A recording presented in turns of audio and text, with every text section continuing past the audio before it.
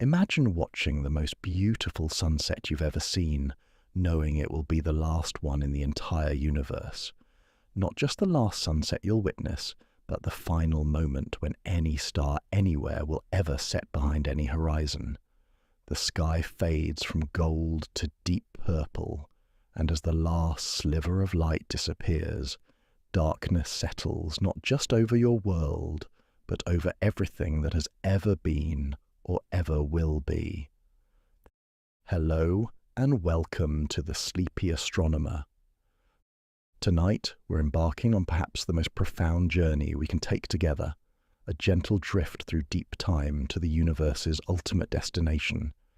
It's a place where every star has burned out, every black hole has evaporated, and the cosmos itself settles into a perfect eternal stillness that will last far longer than it took to create everything we see around us today.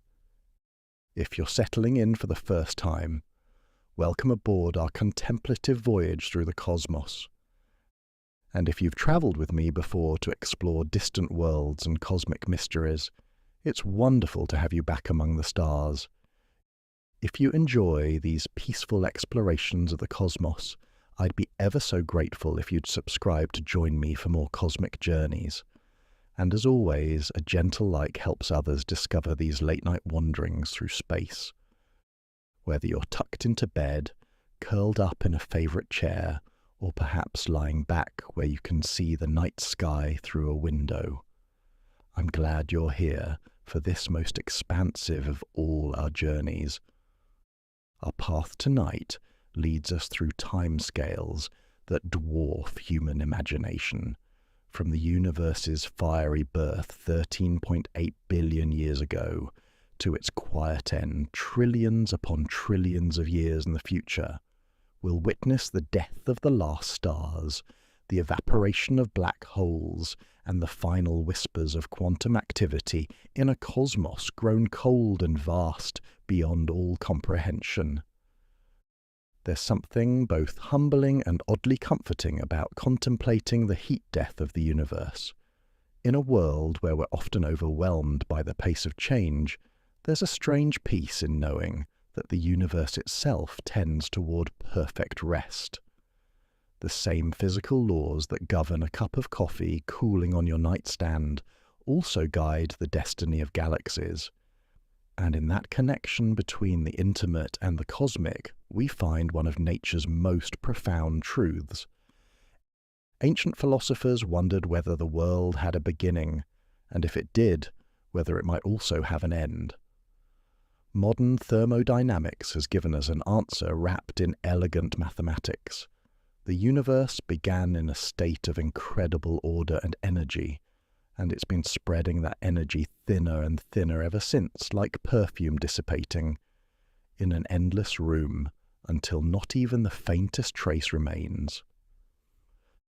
Tonight, we'll follow Entropy's patient work as it transforms a cosmos of blazing stars and violent galaxies into something as quiet and uniform as a perfectly still pond on a windless evening.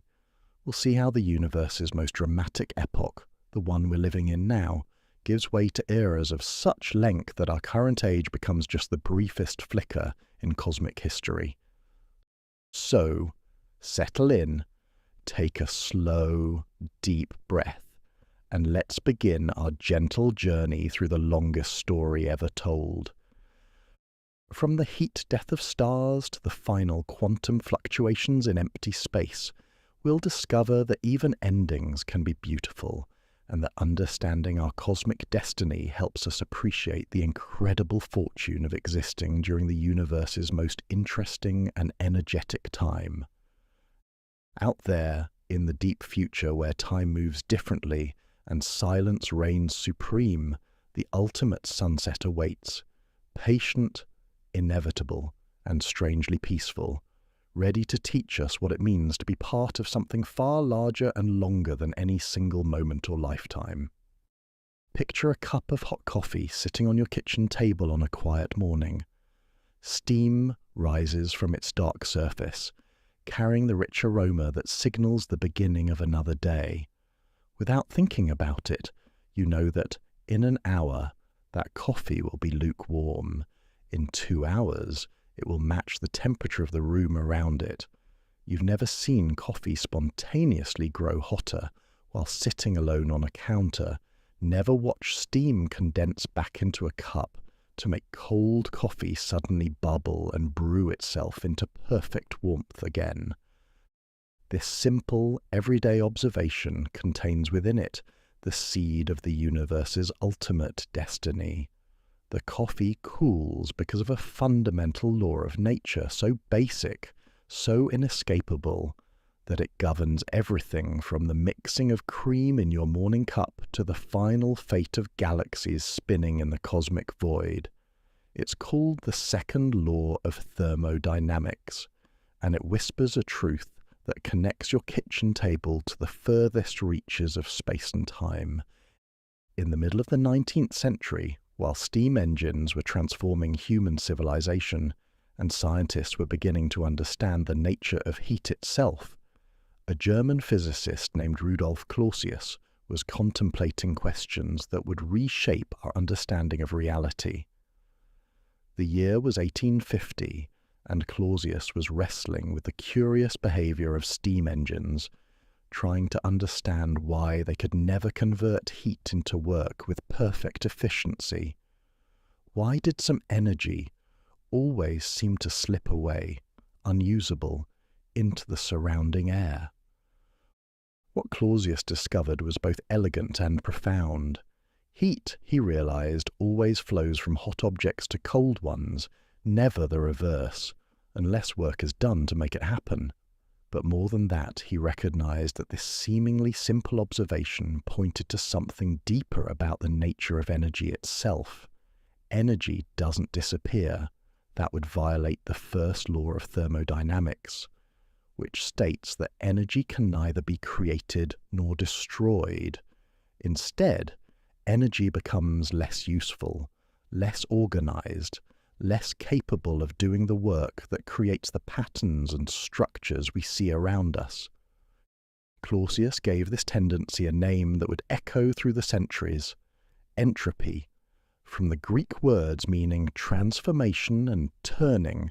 Entropy measures not the amount of energy in a system, but rather how spread out, how disorganized, how thoroughly mixed up that energy has become.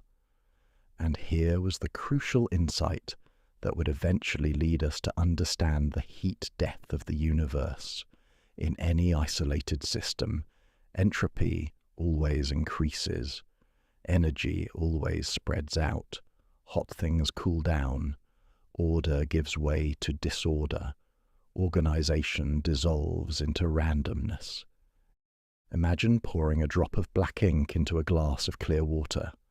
At first, the ink forms a distinct dark cloud, its molecules tightly clustered together in a small region of the glass. But watch patiently, and you'll see the ink begin to spread, its darkness reaching out in delicate tendrils that branch and curl through the water, like smoke in still air. Given enough time, the ink will distribute itself evenly throughout the water, turning it a uniform pale grey.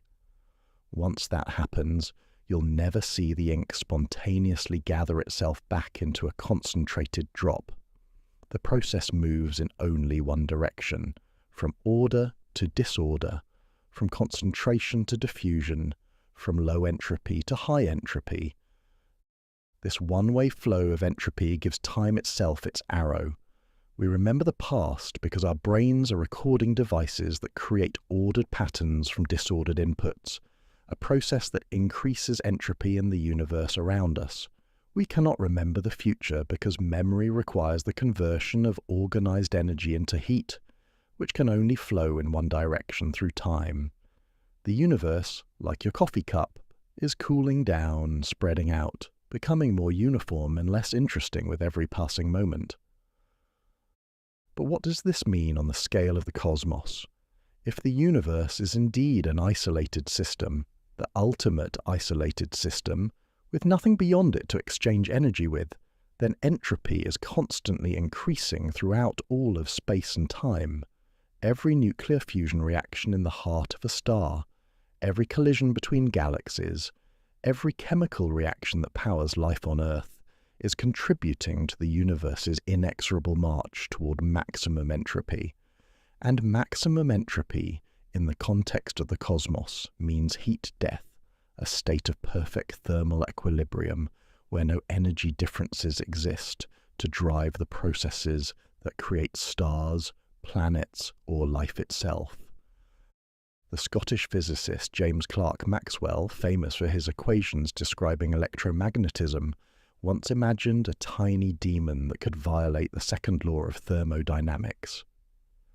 This demon would sit at a small door between two chambers of gas, watching individual molecules approach. Fast-moving molecules, hot ones, the demon would allow to pass from the left chamber to the right. Slow-moving molecules, cold ones, would be directed from right to left. Eventually the right chamber would become hot, while the left grew cold, decreasing the system's entropy and creating order from disorder without any external work being done. Maxwell's demon seemed to offer a way around the second law, but later physicists realized that the demon itself would need to process information about each molecule, and processing information requires energy and creates entropy of its own. The demon's brain, whether biological or mechanical, would heat up as it made its decisions, more than offsetting any entropy decrease it might create by sorting molecules.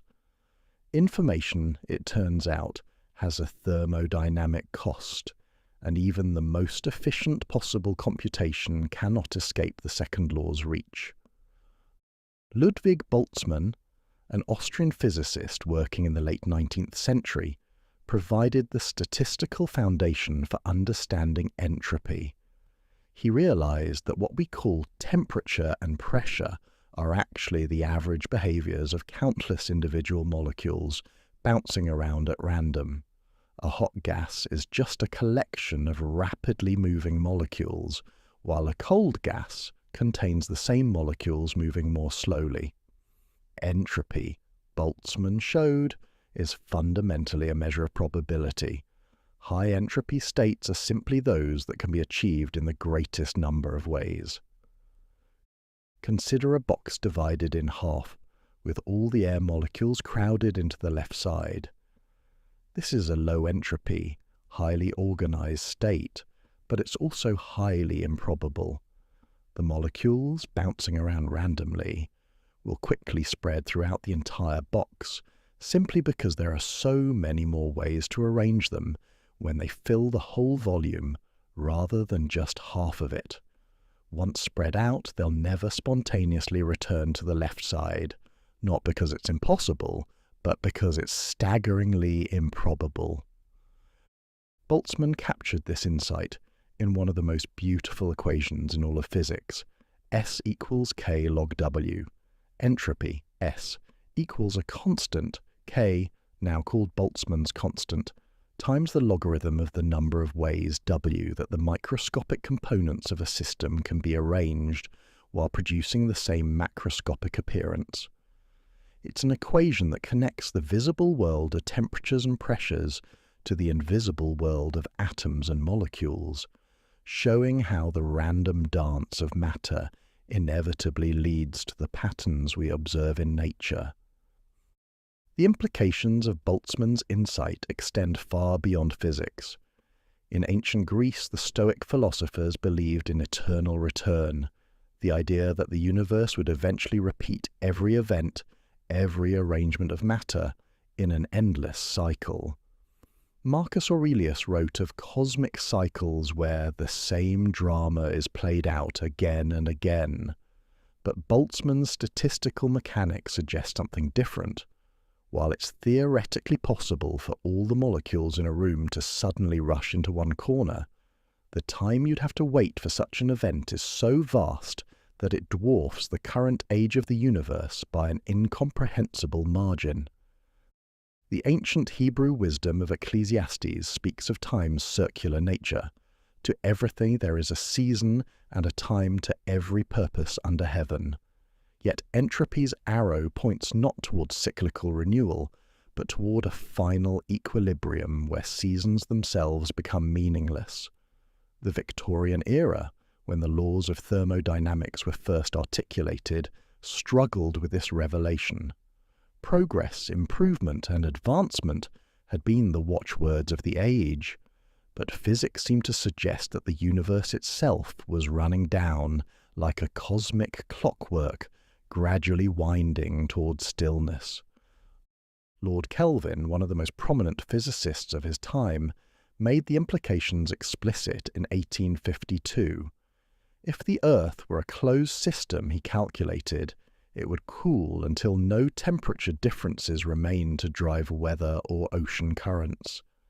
The sun itself would eventually burn out, leaving the solar system cold and lifeless. Scale this up to the entire universe, and the picture became even more sobering. A cosmos gradually settling into uniform darkness, its energy spread so thinly that nothing could ever change again. The psychological impact of this revelation reverberated through Victorian culture. If the universe was destined for heat death, what was the purpose of human striving? Why build civilizations or create art if everything would eventually crumble into cosmic dust? The philosopher Friedrich Nietzsche responded with his concept of eternal recurrence, the idea that we should live as if every moment would repeat infinitely, finding meaning not in permanence but in the intensity of experience itself. Yet there's something profound and even comforting in entropy's universality. The same law that governs your cooling coffee also shapes the cosmic microwave background radiation that fills all of space, the afterglow of the Big Bang, now cooled to just 2.7 degrees above absolute zero after 13.8 billion years of cosmic expansion. That ancient light, stretched by the universe's growth from blazing heat to microwave whispers, represents entropy in action on the grandest possible scale. Every star that burns is a temporary bulwark against entropy, using gravitational energy to forge heavy elements and fling them into space, creating the complexity necessary for planets and life. But even stellar fusion is ultimately an entropic process, converting organized nuclear energy into the diffuse heat and light that eventually radiates away into the cosmic void.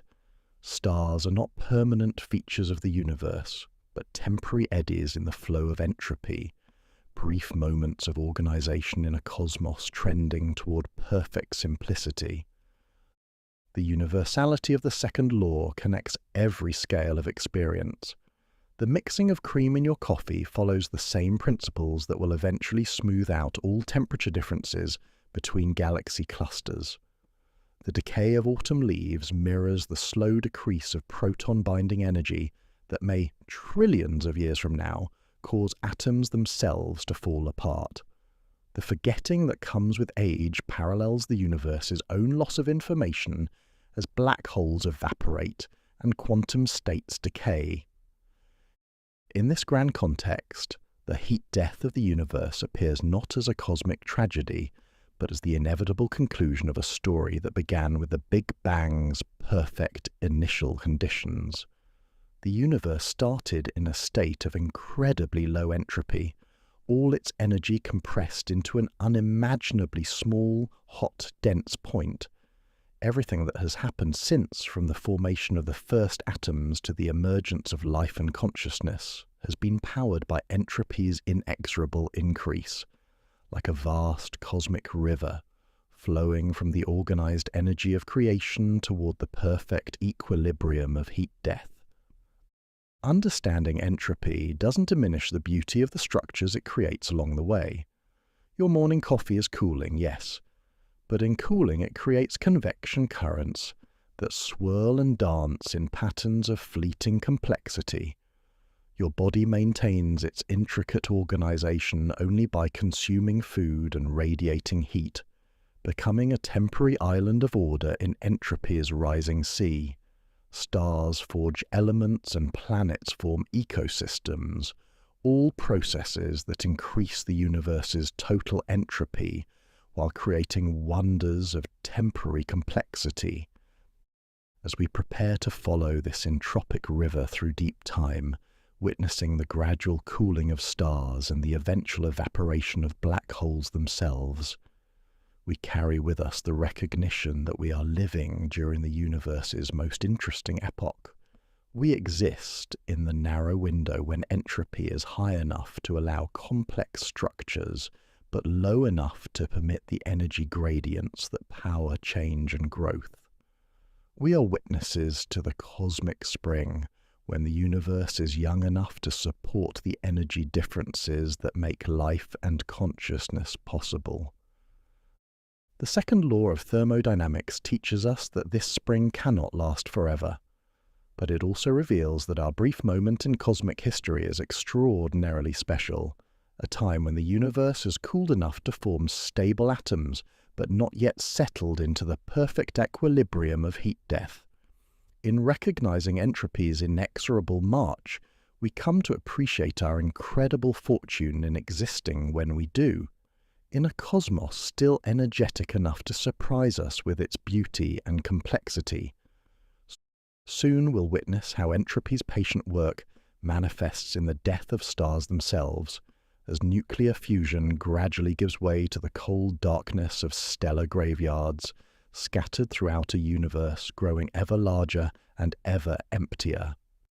Picture yourself lying on a hillside on the clearest night you've ever seen, far from any city lights, with the Milky Way arching overhead like a river of gentle fire.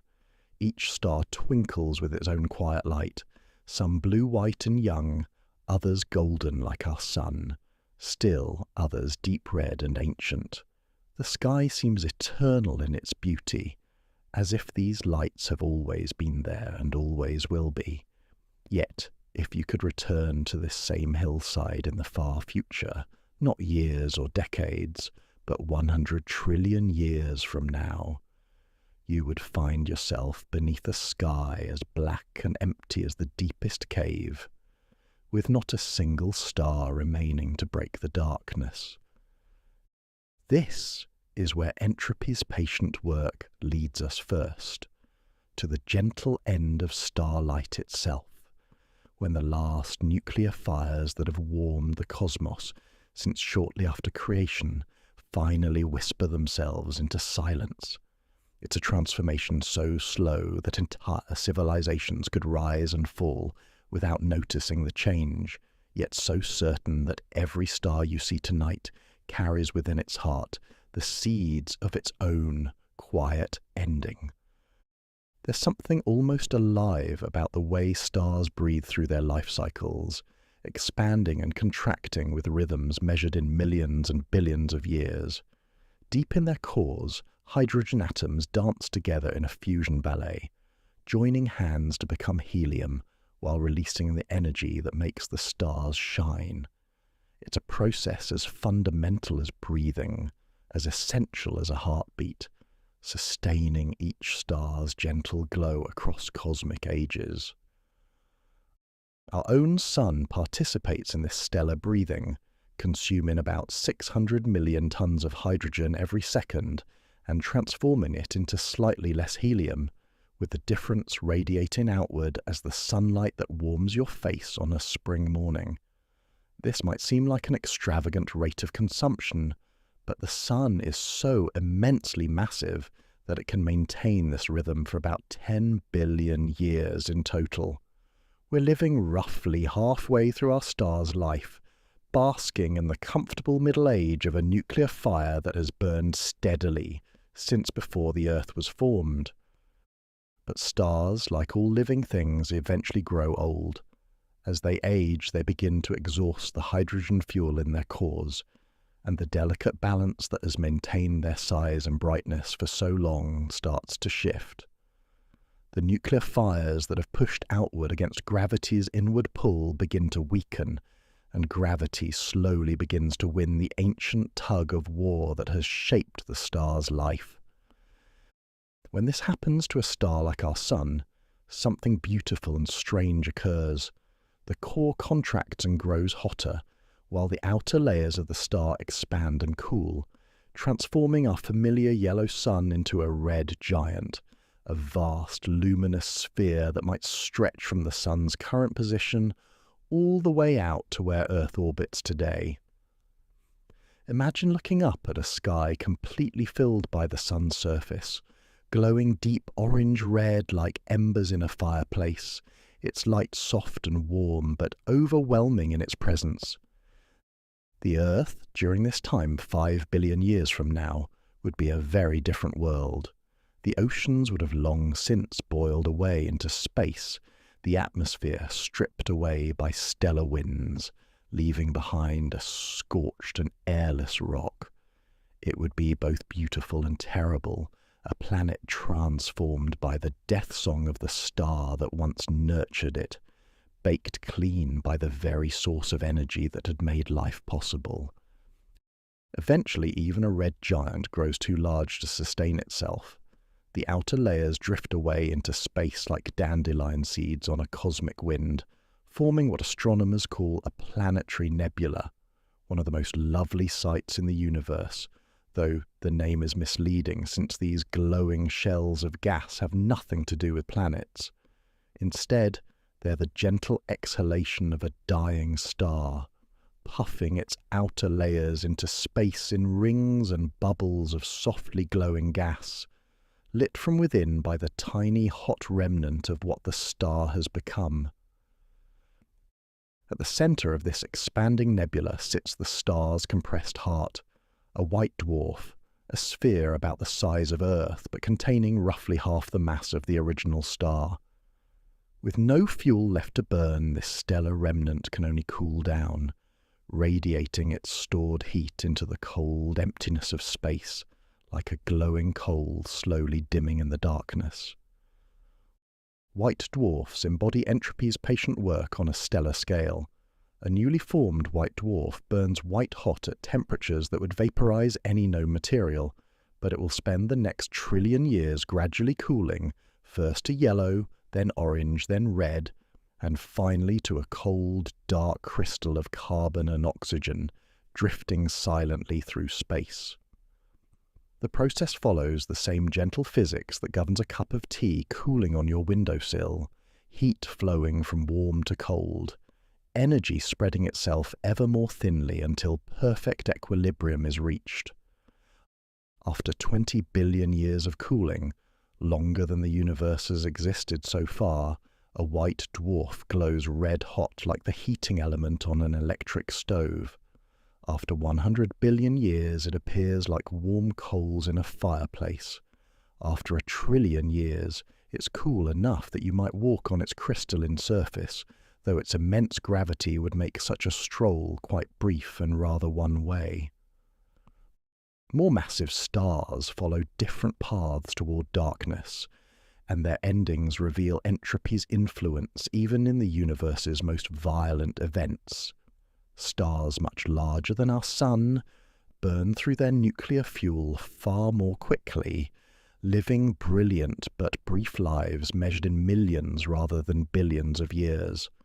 When such giants exhaust their fuel, their cores collapse catastrophically in less than a second, triggering explosions called supernovae that briefly outshine entire galaxies. These stellar explosions scatter the heavy elements forged in the star's core throughout space.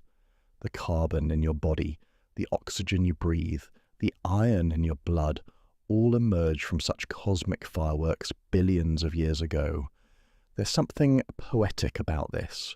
We are made of star stuff, quite literally the children of ancient suns that died long before our solar system was born. At the heart of a supernova's fury, the collapsing star's core becomes something even stranger than a white dwarf, a neutron star. Imagine compressing the entire mass of our sun into a sphere just 12 miles across, about the size of a small city, and you begin to grasp these objects' incredible density. A teaspoon of neutron star material would weigh as much as Mount Everest, matter compressed beyond anything we can create or truly comprehend. Neutron stars spin dizzyingly fast, sometimes hundreds of times per second, their magnetic fields trillions of times stronger than Earth's. Some sweep beams of radio waves across space like cosmic lighthouses, and we detect these signals as precisely timed pulses, natural clocks so accurate they rival our best atomic timepieces.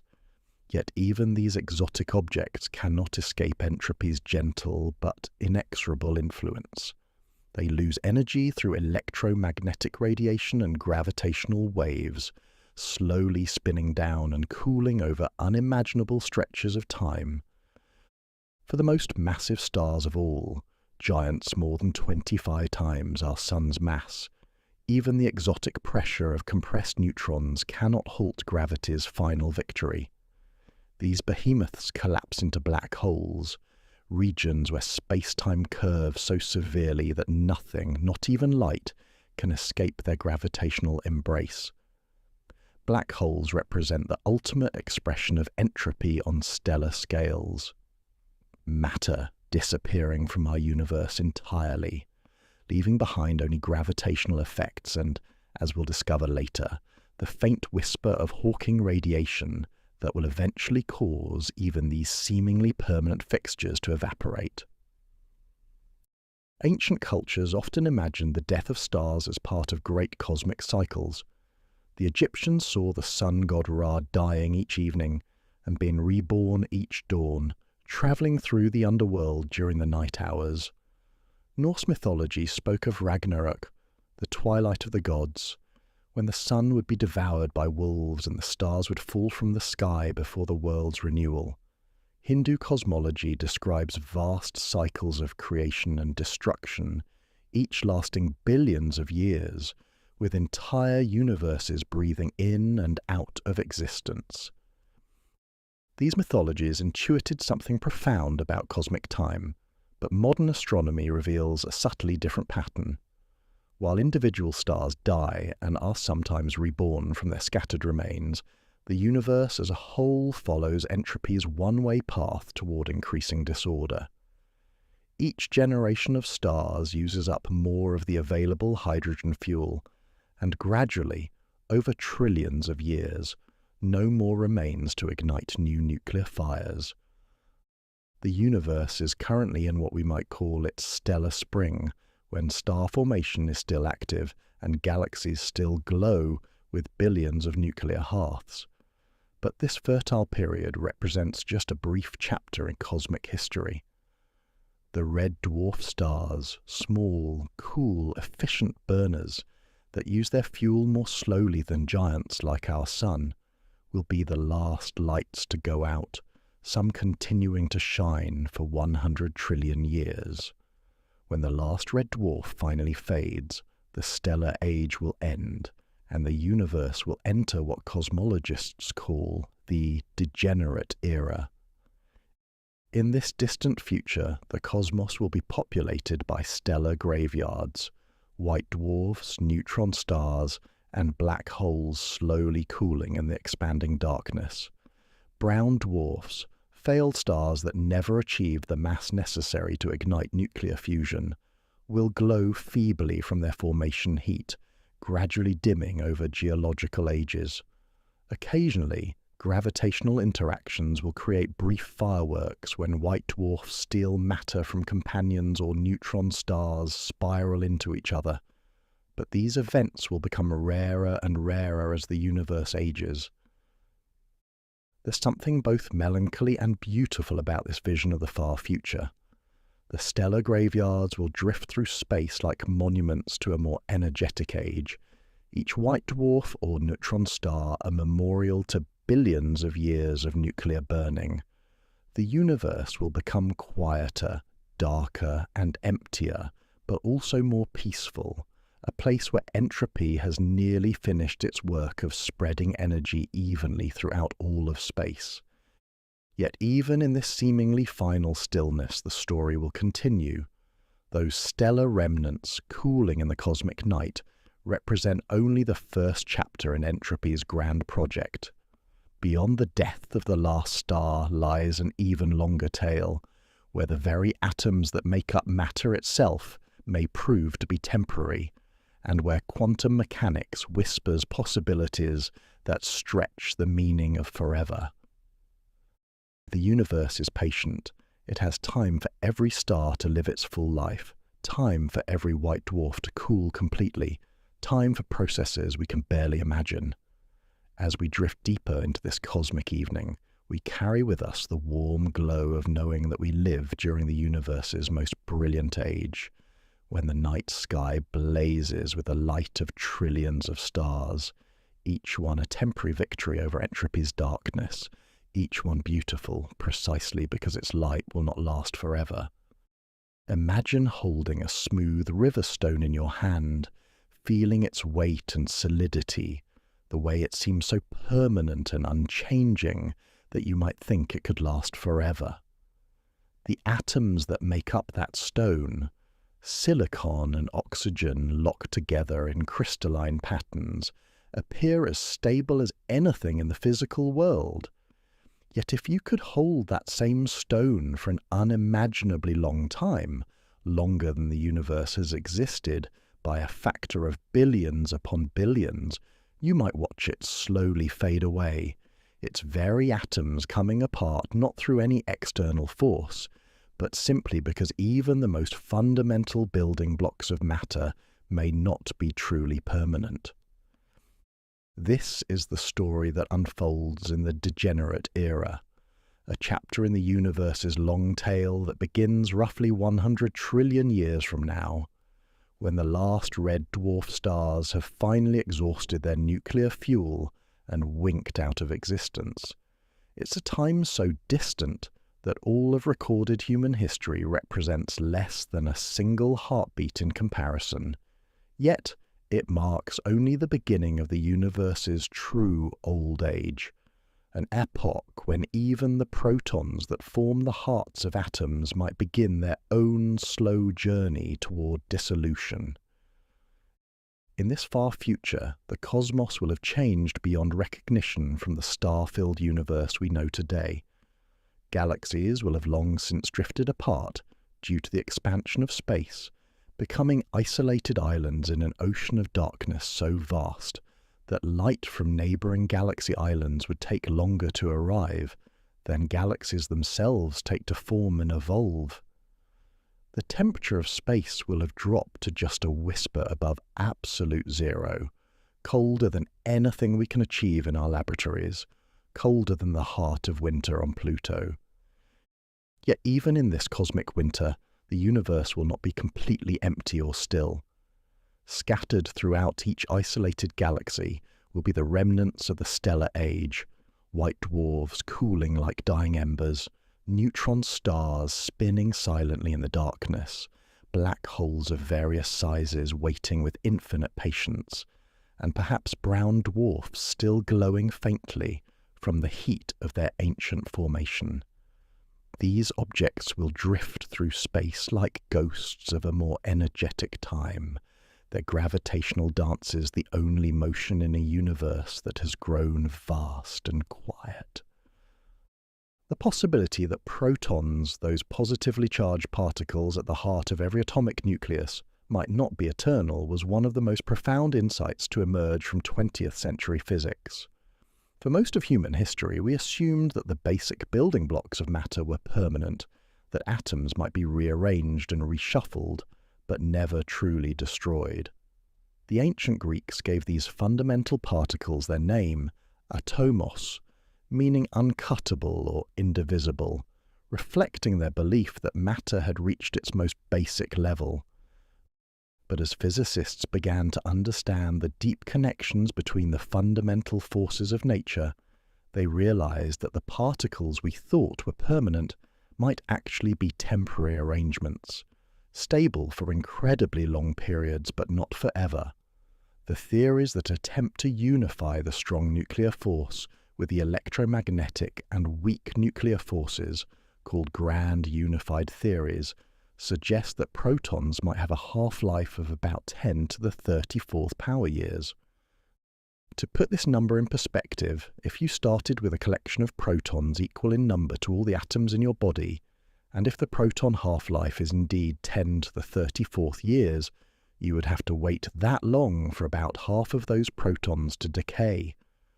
This is a span of time so vast that it makes the current age of the universe, 13.8 billion years, seem like the briefest flicker of an eyelid.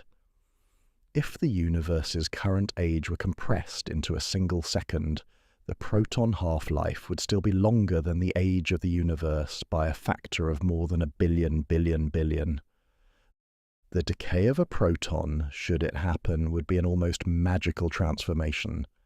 The proton might split into a positron, the antimatter version of an electron, and a neutral particle called a pi-meson, which would itself quickly decay into two particles of light, photons that would speed away at light speed, carrying a tiny amount of energy into the cosmic void.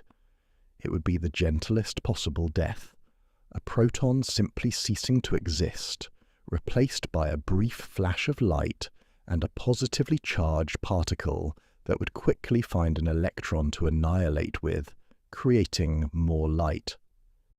Picture a white dwarf star in this distant era, a crystallized sphere of carbon and oxygen that has been cooling for tens of trillions of years. Its surface temperature has dropped to just a few degrees above absolute zero, and it glows so faintly that it would be invisible to human eyes even from close range. Yet occasionally, somewhere deep within its crystal lattice, a single proton decays. For just an instant, a microscopic region of the star flickers with light as the decay products interact with nearby matter. These tiny sparkles would be the only source of energy in a universe that has settled into its long twilight. Even these sporadic proton decays would provide enough energy to prevent the universe from reaching perfect equilibrium. Like fireflies blinking randomly in a vast dark forest, proton decay would ensure that the cosmos never becomes completely uniform. The energy released by each decay would heat the surrounding matter by an infinitesimal amount, creating tiny temperature differences that would drive slow currents and gentle mixing over cosmic timescales. In ancient Hindu cosmology, the concept of kalpa described cosmic days in the life of Brahma, each lasting 4.32 billion years, roughly the age of the Earth. After each cosmic day came a cosmic night of equal length, during which the universe would rest before beginning another cycle of creation. Even these vast cycles pale in comparison to the timescales of proton decay, which would unfold over periods millions of times longer than even the most expansive mythological ages. The Buddhist concept of impermanence, the teaching that all phenomena are transient and subject to change, finds its ultimate expression in proton decay. Even the seemingly solid matter of mountains and planets, the very atoms that make up our bodies and the stars themselves, would reveal their temporary nature given enough time. The Buddhist wheel of existence, with its cycles of birth, death, and rebirth, would play out even at the level of fundamental particles. Taoist philosophy speaks of the eternal Tao that underlies all change, noting that the Tao that can be named is not the eternal Tao. In the context of proton decay, we might say that even the particles we can name and study are not the eternal foundations of reality. What persists is not matter itself, but the mathematical relationships and energy transformations that govern cosmic evolution. Medieval alchemists dreamed of transmuting base metals into gold, seeking the philosopher's stone that would allow them to transform one element into another. Proton decay represents the ultimate transmutation, not the conversion of lead to gold, but the transformation of matter itself into pure energy. It's alchemy on a cosmic scale, operating not through human artifice, but through the fundamental laws of physics working patiently over unimaginable stretches of time. As protons decay throughout the universe, the very concept of chemical elements begins to lose meaning. The periodic table that organizes our understanding of matter, From hydrogen with its single proton to the heaviest artificial elements created in particle accelerators would become obsolete as atomic nuclei gradually disappear. What remains would be a thin soup of electrons, positrons, neutrinos, and photons, the debris of a universe where matter as we know it has largely ceased to exist. The process would be so slow that for most of the Degenerate era, the universe would appear static and unchanging on human timescales. If you could somehow observe a white dwarf star during this period, it might look identical from 1 billion-year observation to the next. Only by waiting for periods comparable to the proton lifetime would you notice the gradual dimming as the star's mass slowly converted to energy and radiated away into space. Black holes would become the universe's most prominent features during this era, not because they grow larger, the surrounding matter would be too sparse for significant accretion, but because they would outlast almost everything else. While protons decay and stellar remnants fade away, black holes would persist, immune to the process that dissolves ordinary matter. They would become the universe's longest-lived structures, slowly evaporating through Hawking radiation, but doing so far more slowly than protons decay. The possibility that protons might be stable forever cannot be completely ruled out. Some theories suggest that the apparent unification of forces might not require proton decay, or that the decay rate might be so slow that even our vast theoretical timescales are too short to capture the process. In such scenarios, the Degenerate era might last truly forever, with white dwarfs and other stellar remnants cooling asymptotically toward absolute 0, but never quite reaching complete thermal equilibrium. Yet even if protons never decay, the universe would continue to evolve through other mechanisms. Quantum tunneling could allow matter to rearrange itself into more stable configurations over vast timescales. Virtual particles appearing and disappearing in the vacuum would create subtle effects that accumulate over cosmic ages. The gentle expansion of space would continue to dilute matter and energy, making the universe ever larger and ever emptier. There's something profoundly peaceful about the vision of proton decay. Unlike the violent stellar explosions that mark the end of massive stars, the dissolution of matter would be gentle and gradual, each proton simply ceasing to exist in a tiny flash of light. The process would be so spread out over time and space that an observer, if any could exist, would witness only the occasional sparkle of decay products in an otherwise perfectly quiet cosmos.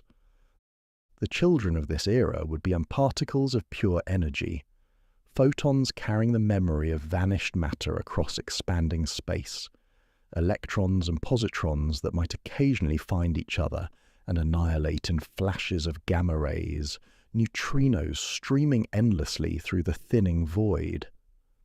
These fundamental particles, governed by quantum mechanics and relativity, would inherit a universe whose complexity has been gradually simplified by entropy's patient work. If consciousness could somehow persist through this epoch, perhaps as patterns of information encoded in the quantum vacuum, or as computations running on minimal energy, it would witness a transformation as profound as any in cosmic history. The universe would literally fade away, not in catastrophic collapse, but in gentle dissolution, each atom a candle slowly burning down until only the flame of pure energy remains. The timescales involved in proton decay force us to confront the meaning of permanence itself. In our daily lives, we distinguish between temporary and permanent things. A sandcastle that will be washed away by the tide versus the cliff it sits on, which seems eternal. But cosmic perspective reveals that even the most enduring human artifacts, even the continents and mountains, even the atoms themselves might be temporary structures in a universe where only energy, and the laws of physics persist unchanged. Yet there's also hope in this vision of cosmic impermanence. If protons can decay, then matter as we know it represents only one phase in the universe's long evolution. The energy released by proton decay might power new forms of organization and complexity that we cannot yet imagine. The patterns that emerge from quantum vacuum fluctuations might create structures as beautiful and intricate as stars and galaxies, though operating on vastly different principles and timescales. As we prepare to journey even deeper into cosmic time, toward the era when black holes themselves begin to evaporate through Hawking radiation, we carry with us the vision of a universe patient, enough to wait for every proton to decay, gentle enough to transform through the accumulation of countless tiny changes rather than dramatic catastrophes. In the slow fading of matter itself, we find not an ending, but another beginning. Another chapter in Entropy's long story of transformation. The universe is teaching us that nothing we can touch or hold, nothing made of atoms and molecules, is permanent in the deepest sense. Only the underlying laws of physics, the mathematical relationships that govern energy and information, persist through all changes. As matter fades into pure energy and space continues its endless expansion, we approach the threshold of an even stranger realm where quantum mechanics and general relativity dance together in the emptiest possible theatre. Imagine the most permanent thing you can think of, perhaps the granite face of a mountain weathered by millennia, but still standing firm against wind and rain. Now imagine something so much more enduring that the mountain, by comparison, would seem as fleeting as morning frost. Black holes appear to be nature's ultimate safes, regions of space-time where matter disappears behind an event horizon so absolute that not even light can escape. They seem like cosmic forever, places where information and energy go to hide from the universe's long reach toward equilibrium. Yet in one of the most beautiful and surprising discoveries of the 20th century physics, Stephen Hawking revealed that even these most permanent-seeming objects in the universe are not truly eternal. In 1974, through a marriage of quantum mechanics and general relativity so elegant it seemed almost miraculous, Hawking showed that black holes slowly evaporate, returning their stolen energy to the cosmos grain by grain, photon by photon, over periods of time that make the age of the universe seem like the duration of a single breath. Picture the space just outside a black hole's event horizon, that invisible boundary where the gravitational pull becomes so strong that nothing can ever return. To our everyday intuition, this region should be perfectly empty, a void so complete that even vacuum itself might seem substantial by comparison. But quantum mechanics whispers a different story, one that reveals the vacuum as a restless sea of possibility. What appears to be empty space is actually alive with constant activity, pairs of virtual particles spontaneously appearing and disappearing so quickly that they exist only in the quantum shadows between moments. Imagine these particle pairs as fleeting thoughts in the mind of the universe, electron and positron, photon and photon, quark and antiquark, materializing just long enough to acknowledge each other's existence before vanishing back into the quantum foam from which they came. This dance happens everywhere throughout all of space, but usually it remains invisible to us. The virtual particles live and die so quickly that they never accumulate enough reality to register in our instruments. They're like ripples on a pond that appear and disappear before the water has time to move, borrowing energy from the future and repaying it so swiftly that the universe's cosmic ledger barely notices the transaction. These virtual particle pairs dance at the very edge of existence, popping into being as a matter particle and its antimatter twin then immediately finding each other and annihilating back into nothingness. It's a process that happens everywhere in the universe, the quantum vacuum's way of borrowing energy from the future and paying it back so quickly that the universe's accounting system barely notices. Under normal circumstances, these virtual particles remain invisible, their brief existence hidden by the uncertainty principle that allows nature to engage in such quantum bookkeeping tricks. But near a black hole's event horizon, something remarkable happens to these virtual pairs. Occasionally, just as a pair of particles materializes, one falls across the event horizon, while the other escapes into space. The particle that falls in can never return to annihilate with its partner, leaving the escaped particle to become real, a genuine addition to the universe's inventory of matter and energy. To maintain the cosmic balance, the energy to make this particle real must come from somewhere, and that somewhere is the black hole itself.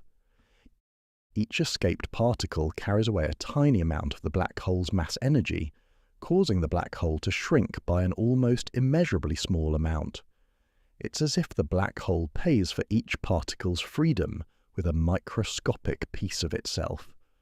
Over vast stretches of time, this process continues, the black hole slowly evaporating as virtual particles become real and flee into the expanding universe. The temperature of this Hawking radiation depends inversely on the black hole's mass. Massive black holes are actually colder than the cosmic microwave background radiation that fills all of space. They're colder than anything else in the universe, so cold that they absorb more energy from their surroundings than they emit. But as they evaporate and become smaller, they also become hotter, glowing more brightly even as they fade away. A black hole with the mass of our Sun would have a temperature of just 60 billionths of a degree above absolute zero, making it far colder than the 2.7 degree cosmic microwave background that still bathes the universe in the faint afterglow of creation. To put this in perspective, if you could somehow touch such a black hole, it would be colder than anything that has ever existed naturally in the universe.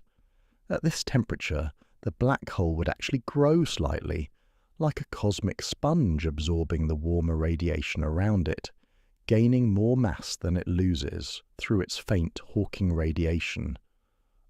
Only when the universe has expanded and cooled far beyond its current state, when the cosmic microwave background has redshifted to even lower temperatures, would solar mass black holes begin their slow evaporation. It's a waiting game played on cosmic scales, with the black holes sitting patiently in the darkness, accumulating energy until the universe around them grows cold enough for their own faint glow to finally begin the long process of self-dissolution.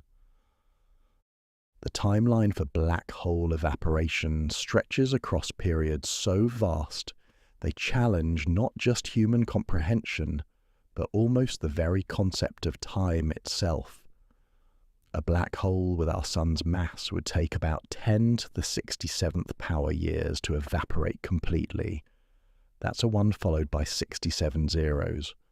To grasp such a number, imagine that every atom in the observable universe were itself an entire observable universe, and every atom in each of those universes were also a complete cosmos. Even then, you would still fall short of representing the true duration of stellar mass black hole evaporation. The supermassive black holes that lurk at the centers of galaxies, containing millions or billions of times our Sun's mass, would persist for periods that make even these astronomical numbers seem brief. Some of these cosmic giants would require more than 10 to the 100th power years to fade away completely, a timescale so vast that if you wrote the number of years as a decimal, the number of zeros would exceed the number of atoms in the currently observable universe. There's something almost mythical about this slow return of imprisoned matter to the universe. Ancient storytellers spoke of the deepest voids, places like the Greek Tartarus, where even gods feared to venture, as eternal prisons from which nothing could ever escape. Yet Hawking's gentle mathematics reveals that even these most absolute of cosmic dungeons are not forever. The quantum world refuses to recognize any prison as permanent, finding ways to liberate energy even from behind event horizons that seem to forbid all escape. The process reminds us of old stories about patient transformations, the way creation and destruction dance together in endless cycles, how apparent emptiness can be pregnant with possibility. What looks like the ultimate void, the quantum vacuum near a black hole's edge, actually teems with invisible activity. Virtual particles appear and disappear like thoughts on the edge of consciousness, most returning to nothingness, but some escaping to become real, to join the slow river of energy, flowing away from what once seemed like cosmic eternity. The information that falls into black holes poses one of physics' most beautiful mysteries. If a black hole evaporates completely, taking with it every trace of what once fell past its event horizon, then information itself might be destroyed, something quantum mechanics insists should never happen. Perhaps the information escapes somehow, encoded in the subtle patterns of Hawking radiation like messages written in a language too complex for us to read. Or perhaps the information remains forever scrambled, a cosmic secret that the universe keeps to itself. Some physicists imagine that the evaporating black holes don't destroy information but transform it, the way a burning book releases its words as heat and light and scattered ash. The information is still there, they suggest, just written in a different language, the language of quantum correlations and entangled particles, stories told in the statistics of radiation that seems random, but perhaps carries memory of everything the black hole ever consumed. These questions touch the very heart of what we mean by existence and memory. In our daily lives, we trust that the past remains somehow real, that the words we spoke yesterday and the thoughts we had last year continue to exist in some form, even if only as patterns in our brains or traces in the world around us. We build our identities around the assumption that our experiences accumulate, that we are the sum of our memories and the consequences of our choices.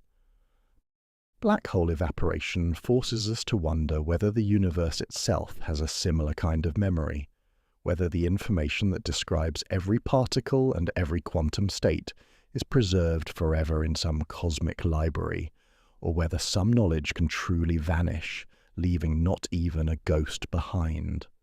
It's a question that bridges physics and philosophy, touching on the deepest mysteries of consciousness and identity. Consider what it means for information to be preserved. When you burn a book, the words seem to disappear, but a physicist would argue that the information isn't truly lost. It's just been scrambled and spread out.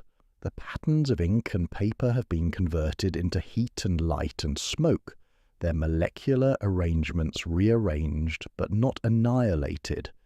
In principle, an impossibly sophisticated being with perfect knowledge of every atom's position and velocity could reverse the process, gathering the scattered information and reconstructing the original text.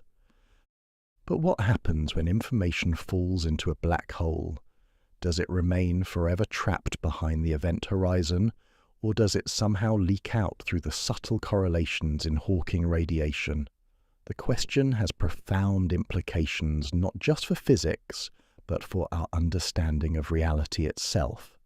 If information can be truly destroyed, then the universe might be fundamentally different from what we've assumed, a place where the past can genuinely vanish, where cause and effect can be severed, where the story of existence might have chapters that are lost forever. The holographic principle, One of the most beautiful ideas to emerge from the study of black holes suggests that all the information contained within a black hole might actually be encoded on its surface, on the event horizon itself, like a hologram that stores a three-dimensional image in a two-dimensional pattern. The black hole might preserve every bit of information about everything that has ever fallen into it, written in a language of quantum correlations across its spherical boundary. During the long eons of black hole evaporation, the universe will be a stranger place than we can easily imagine. The cosmic microwave background radiation will have cooled to temperatures so low that it barely exists, red-shifted by the expansion of space until it becomes a whisper of energy, spread thin across distances that dwarf today's observable universe. In this cold, dark cosmos, the gentle glow of Hawking radiation from evaporating black holes will represent some of the brightest sources of energy. As a black hole approaches the end of its evaporation, something dramatic happens. The smaller it becomes, the hotter it grows, and the rate of evaporation accelerates. In its final moments, a black hole would explode in a burst of energy, releasing the last of its mass in a flash of high-energy particles and radiation. For just an instant, this dying black hole would shine brighter than it ever had during its long existence, a cosmic firework marking the end of an era that lasted longer than entire galactic civilizations. The final moments of a black hole's life would be spectacular beyond imagination. As it approaches the size of an elementary particle, its temperature would soar to incredible heights, and the rate of Hawking radiation would increase explosively. In its last fraction of a second, the black hole would release the energy equivalent of millions of hydrogen bombs, a cosmic firework that illuminates the surrounding space with gamma rays and high-energy particles. Yet even this dramatic ending serves entropy's patient purposes. The explosion doesn't create new energy, but simply returns to the universe what the black hole had been hoarding for cosmic ages. The matter and energy that once fell past the event horizon, seemingly lost forever, rejoins the cosmic inventory in a different form. It's the universe's way of ensuring that nothing stays hidden forever, that every borrowed cup of cosmic energy is eventually returned with interest. In those distant eons when the last large black holes are approaching their final moments, the universe will witness its most spectacular fireworks show. One by one, across the vast expanses of space, these ancient gravitational monuments will reach the end of their evaporation cycles and explode in brief, brilliant bursts of gamma rays and high-energy particles. Each explosion will be both an ending and a beginning, the death of a structure that persisted longer than galaxies, and the birth of energy that will join the thin soup of particles and radiation filling the expanding cosmos. Picture such a moment, a supermassive black hole, perhaps one that formed when the universe was young and stars were just beginning to gather into the first galaxies, finally reaching the end of its impossibly long lifetime. For eons beyond counting, it has sat in the cosmic darkness, slowly radiating Hawking radiation so faint that each photon carries less energy than the gentlest whisper of wind. But now, in its final moments, the process accelerates dramatically. The black hole's event horizon shrinks rapidly, its temperature soars, and suddenly the darkness erupts in a brilliant flash that briefly outshines anything in the surrounding cosmos. The intervals between these cosmic fireworks will grow longer and longer as the remaining black holes become fewer and more massive. Eventually, only the most supermassive black holes will remain, separated by distances so vast that their light would take longer to travel between them than smaller universes take to be born and die. These final giants will evaporate in solitude, each one the last remnant of an entire galactic cluster, slowly returning to the universe the accumulated matter of billions of ancient stars. The loneliness of these final black holes carries a peculiar poignancy. They are the universe's last monuments to its active past, solitary witnesses to eras when space blazed with stellar fire and perhaps trembled with the activities of countless civilizations. As they evaporate, they release not just energy, but memory, the quantum information of everything they ever consumed, from the hydrogen atoms of primordial gas clouds to the complex molecules of long-dead worlds, all encoded in the subtle correlations of their Hawking radiation. When the final black hole evaporates, perhaps 1 × 10 to the 100th power years from now, it will mark the end of an era that lasted far longer than the time between the Big Bang and the death of the last star. The explosion will briefly illuminate a universe grown dark and empty, a flash of light carrying the information content of everything the black hole had consumed across its unimaginably long lifetime.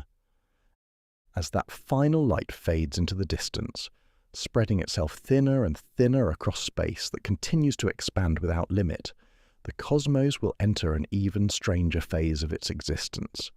The stage will be set for phenomena so subtle they barely qualify as events, a realm where space itself becomes the dominant player in the universe's unfolding story, stretching endlessly outward while the few remaining particles drift ever farther apart in the growing darkness. Imagine blowing up a balloon and watching the dots you've drawn on its surface slowly drift apart from each other. At first, nearby dots separate gently, but as the balloon continues to expand, even distant dots begin moving away from each other at ever-increasing speeds. Now imagine that this balloon is infinite in size, that it will never stop expanding, and that the dots represent not simple marks, but entire galaxy clusters containing billions of stars. This is the story of our universe's expansion, driven by the most mysterious force we've ever discovered, something so elusive that we can only call it dark energy. In the closing years of the 20th century, astronomers made a discovery that shattered our understanding of cosmic destiny. 2 independent teams studying distant supernovae as cosmic lighthouses to measure the universe's expansion found something that should have been impossible according to everything we thought we knew about gravity and matter. The universe wasn't just expanding, it was accelerating its expansion, growing faster and faster with each passing moment, as if some invisible force were pushing space itself apart. This discovery came as a profound shock because everything we could see in the universe, planets, stars, galaxies, even dark matter, should have been slowing the expansion through their gravitational pull. Imagine throwing a ball into the air. Gravity pulls it back down, slowing its upward motion until it eventually falls back to Earth. The universe's expansion should have behaved similarly, with gravity gradually slowing the stretching of space until expansion eventually stopped, or even reversed into a cosmic collapse. Instead, astronomers found that the cosmic ball was accelerating upward, as if some anti-gravity force were overpowering the pull of all the matter in the universe. This mysterious influence, which physicists named dark energy, appears to make up about 68% of everything that exists. It's not dark matter, which at least reveals itself through gravitational effects. Dark energy is something far stranger, a property of space itself that causes empty vacuum to push outward with increasing strength as the universe grows larger. Picture space not as a passive stage where cosmic drama unfolds, but as an active participant in the play. Every cubic meter of vacuum contains a small amount of dark energy, a restless tendency to expand that becomes more pronounced as space grows larger.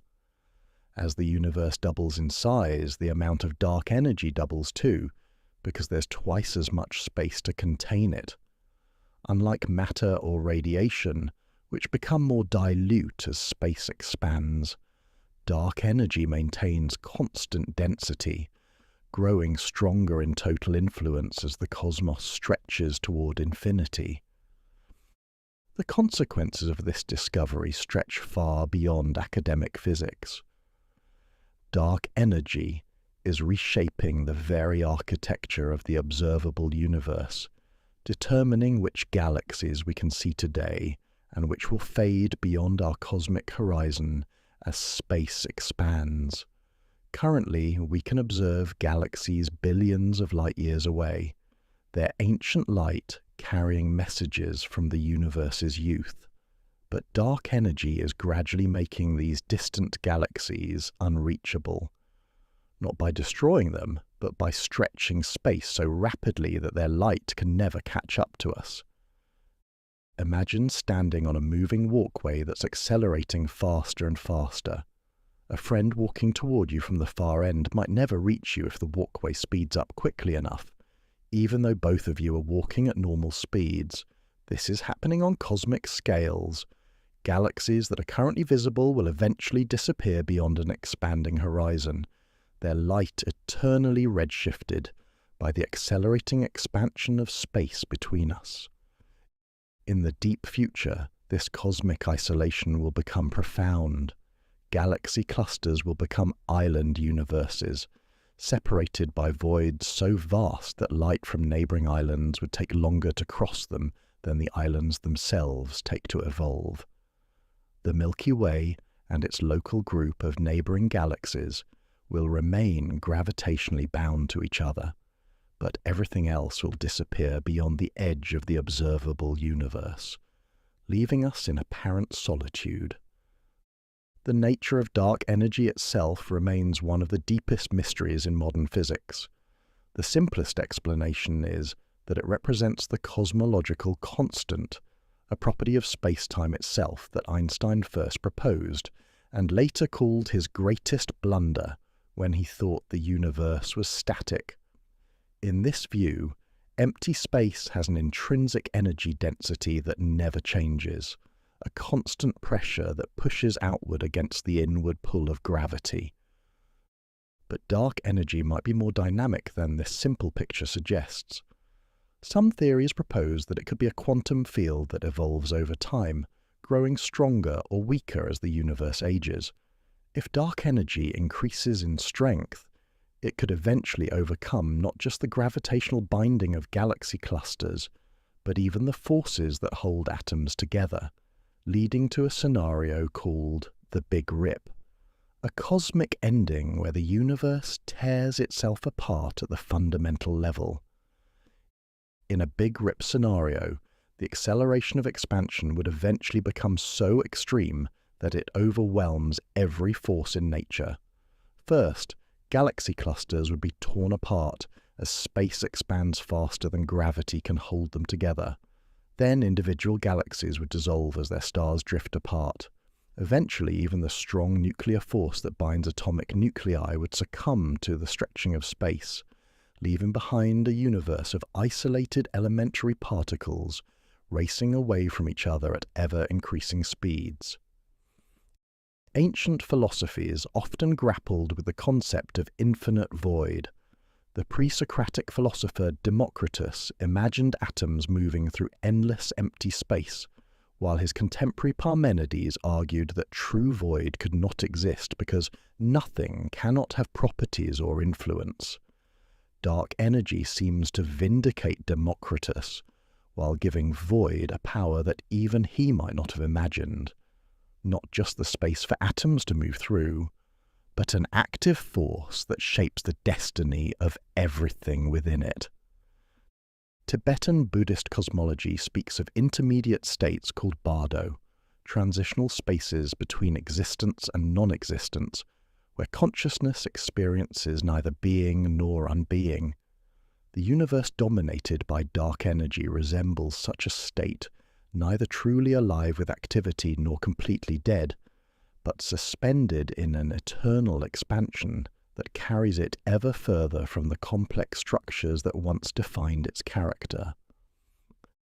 The discovery of dark energy has transformed our understanding of cosmic evolution from a story with clear chapters, birth, growth, maturity, death, to something more like an endless sentence that grows longer and more diffuse with each passing word.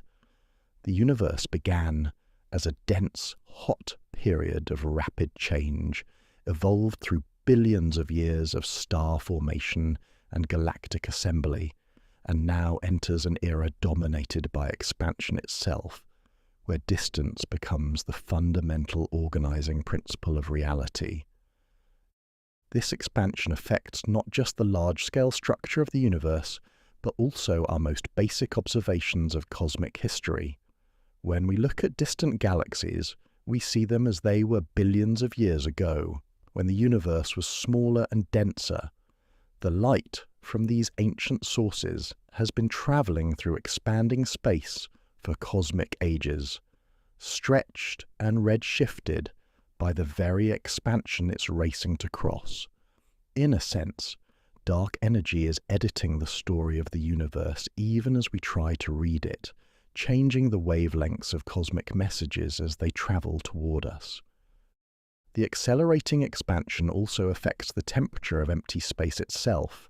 As the universe grows larger and matter becomes more dilute, the average temperature of the cosmos continues to drop toward absolute zero. The cosmic microwave background radiation, the afterglow of the Big Bang that currently bathes all space in a 2.7-degree warmth, will be stretched and cooled by expansion until it becomes undetectable, leaving space darker and colder than anything we can currently imagine. Yet dark energy ensures that this cooling process never reaches perfect equilibrium. The expansion of space continuously creates new volume, and with it new opportunities for quantum fluctuations and rare events that break the perfect symmetry of heat death. In a strange sense, dark energy prevents the universe from dying completely, maintaining a kind of cosmic restlessness that persists even as everything else fades into insignificance. The philosophical implications of dark energy stretch beyond physics into fundamental questions about the nature of existence itself.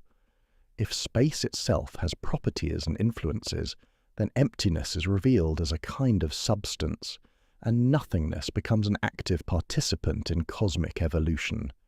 The ancient question, why is there something rather than nothing, takes on new dimensions when nothing itself appears to have creative power. Modern science fiction has long imagined scenarios where human civilization expands across the galaxy, eventually encompassing entire star clusters in vast galactic empires. But dark energy imposes fundamental limits on such ambitions. Even at the speed of light, there are galaxies we could never reach because space is expanding too quickly between us and them. The observable universe is becoming an island of cosmic connections surrounded by an ocean of accelerating isolation. This isolation might not be permanent for individual particles, but it represents a fundamental change in the universe's connectivity. Information can no longer travel between widely separated regions in finite time, creating a kind of cosmic censorship where different parts of the universe lose the ability to influence each other. The universe fragments into causally disconnected domains, each evolving independently according to its own local conditions. Some cosmologists speculate that dark energy might not remain constant forever.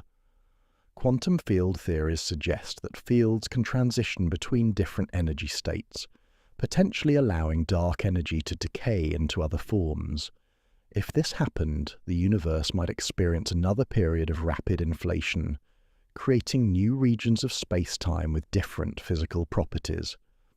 Such transitions could see the formation of new universes within our existing cosmos, each with its own version of physical laws. The search for alternatives to dark energy continues, as physicists explore whether modified theories of gravity might explain the accelerating expansion without invoking a mysterious new form of energy. Perhaps our understanding of how gravity works on cosmic scales is incomplete, and what appears to be dark energy is actually a consequence of gravitational effects we don't yet comprehend. These theories face significant challenges in matching all current observations, but they remind us that our picture of cosmic acceleration might still be incomplete. Meanwhile, dark energy continues its patient work of stretching space and isolating cosmic structures. Galaxy clusters drift apart like ships disappearing over an ever more distant horizon. The cosmic web of matter that currently connects galactic superclusters will gradually dissolve as expansion overwhelms the gravitational forces that maintain these connections. Eventually, only the most tightly bound systems, individual galaxies or galaxy clusters, will remain intact against the relentless stretching of space. In this vision of the far future, the universe becomes a collection of isolated islands drifting through an ocean of expanding emptiness. Each island might maintain its own internal complexity for trillions of years, but the connections between islands steadily weaken until communication becomes impossible and isolation becomes absolute. It's a gentler ending than the violent collapse once imagined for the universe's fate, but also a lonelier one. The story of dark energy reminds us that the universe operates according to principles we're only beginning to understand. For most of cosmic history, matter and radiation dominated the universe's evolution, determining when stars could form and galaxies could assemble. Now, as the universe matures, dark energy has become the dominant influence, reshaping cosmic destiny according to rules we're still learning to decipher.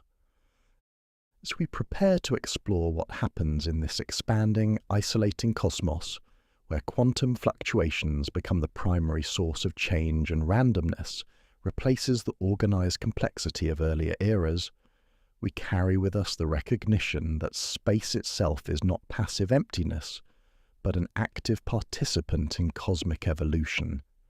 In the growing dominion of dark energy, we see the universe transitioning from an era of cosmic community to one of ultimate solitude, where each remaining structure must find meaning in isolation and patience, becomes the fundamental virtue required for existence in the expanding void. Imagine lying awake in the deepest part of the night, in a house so quiet you can hear your own heartbeat. You might think you found perfect silence, but as you listen more carefully, subtle sounds emerge from the stillness, the gentle settling of wooden beams cooling in the night air, the soft whisper of your breath against the pillow, perhaps the distant hum of electricity moving through hidden wires. True quiet, you discover, is never completely quiet. There's always something stirring just beneath the surface of apparent calm, some gentle activity that persists even in the deepest rest.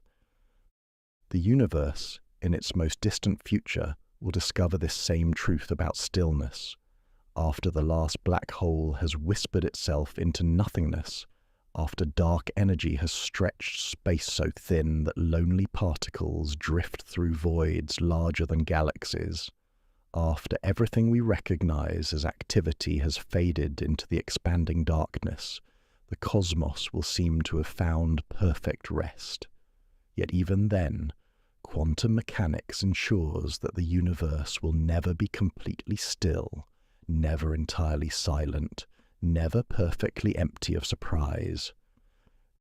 This is the age of quantum fluctuations, a time so distant that calling it the future seems almost inadequate. Perhaps 150 years from now, when the universe will have cooled to temperatures so close to absolute zero that the difference becomes a whisper of a whisper.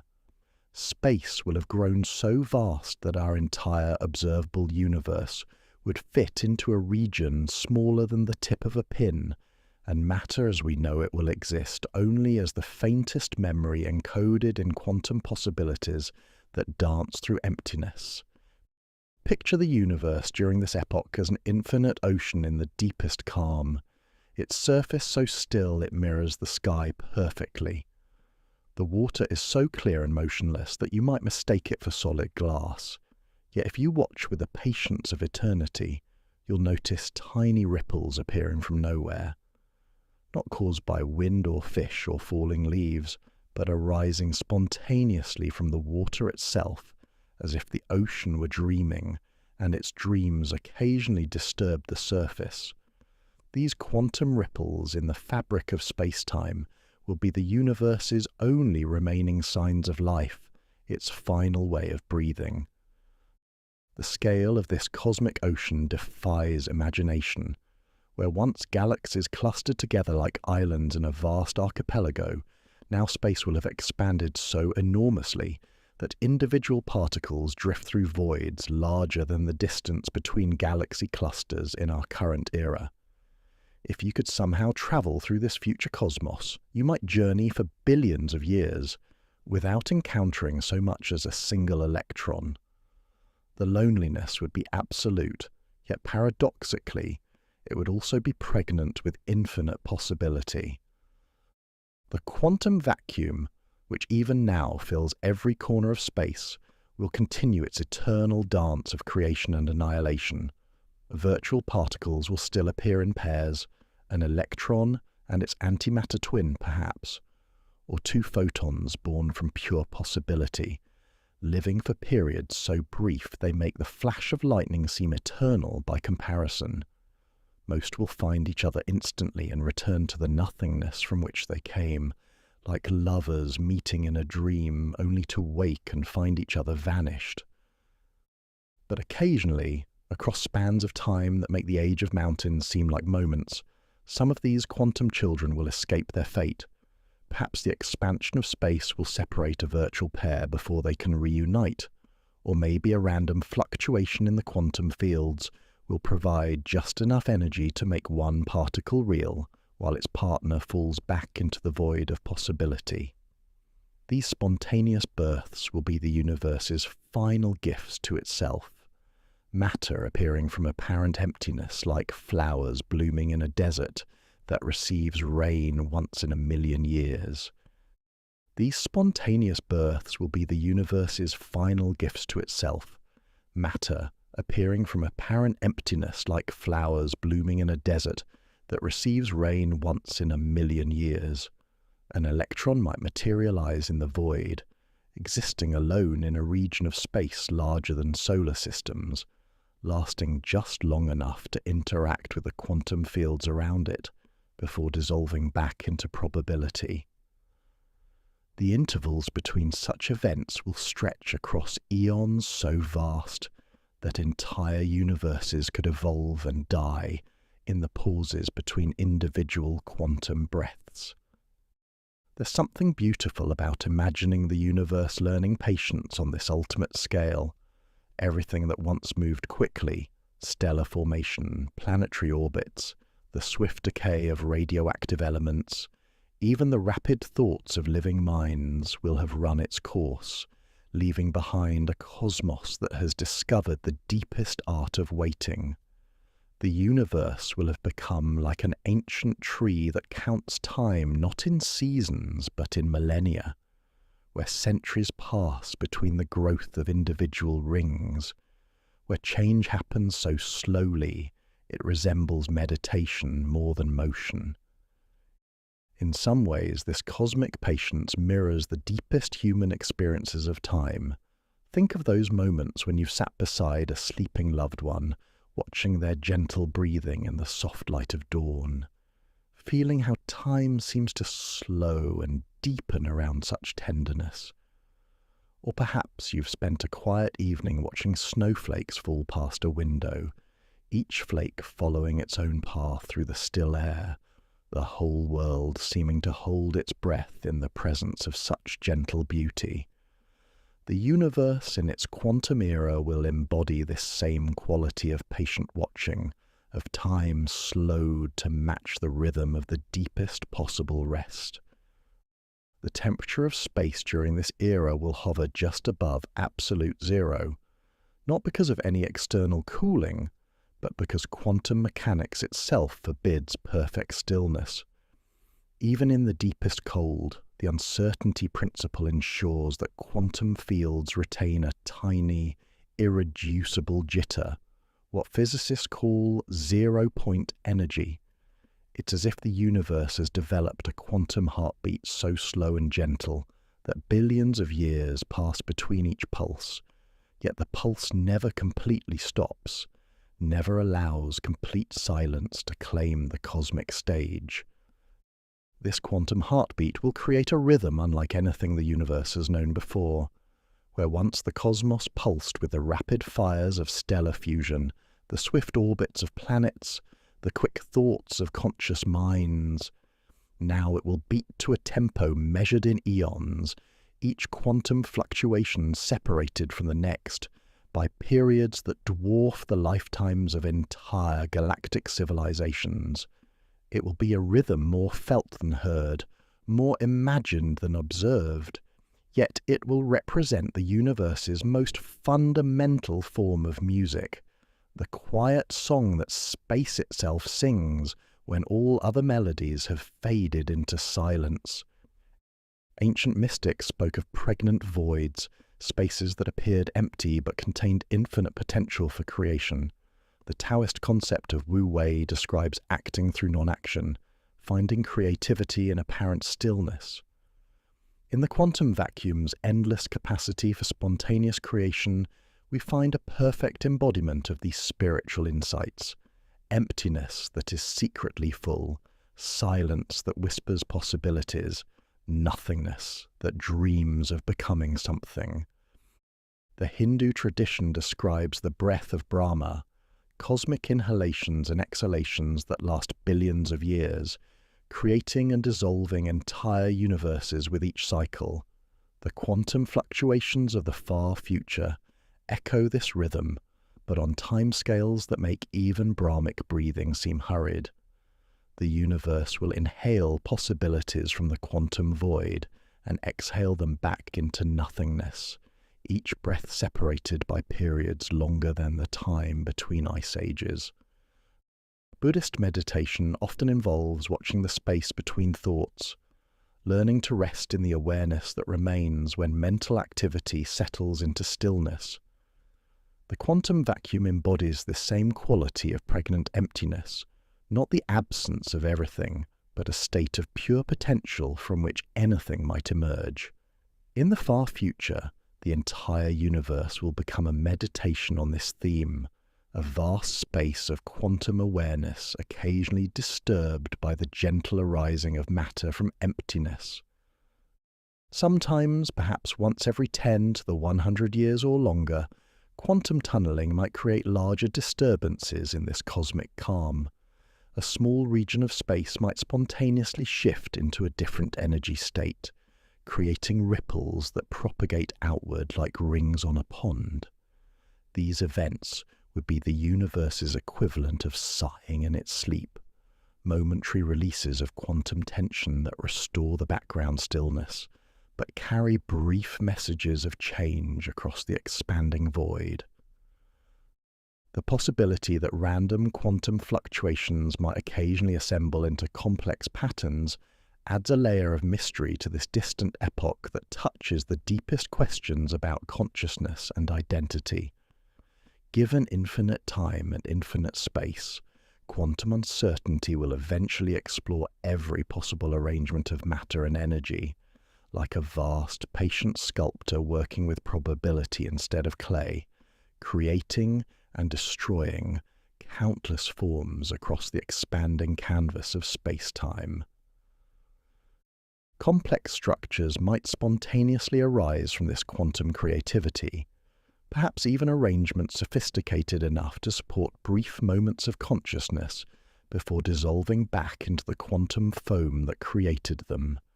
These hypothetical, spontaneous minds sometimes called Boltzmann brains after the physicist who first contemplated such possibilities, would experience existence as fleeting dreams in the universe's quantum sleep. They would awaken to consciousness already filled with artificial memories of lives never lived, think a few thoughts in the brief span of their existence, then fade back into the emptiness that gave them birth. Imagine such a mind flickering into existence in the vast cosmic void, suddenly aware of itself in the darkness between distant particle horizons. It might experience the illusion of memory, perhaps recalling childhood summers that never happened, feeling the warmth of imaginary sunlight on skin that exists only for moments, remembering the faces of loved ones who were never born. Yet these false memories would feel completely real to the spontaneous consciousness, indistinguishable from genuine experience, until the quantum fluctuation that created the mind dissipates and awareness returns to the vacuum from which it came. Whether such experiences would constitute genuine consciousness or merely its shadow remains one of the deepest questions about the nature of mind and identity. If a random arrangement of particles can briefly support the patterns we associate with thought and feeling, what does that tell us about our own consciousness? Are we, in our current embodied existence, fundamentally different from these hypothetical quantum ghosts? Or do we simply represent more stable versions of the same basic phenomenon, patterns of matter and energy complex enough to generate the illusion of continuous selfhood? There's something both haunting and hopeful about this vision of consciousness, occasionally flickering into existence across cosmic voids.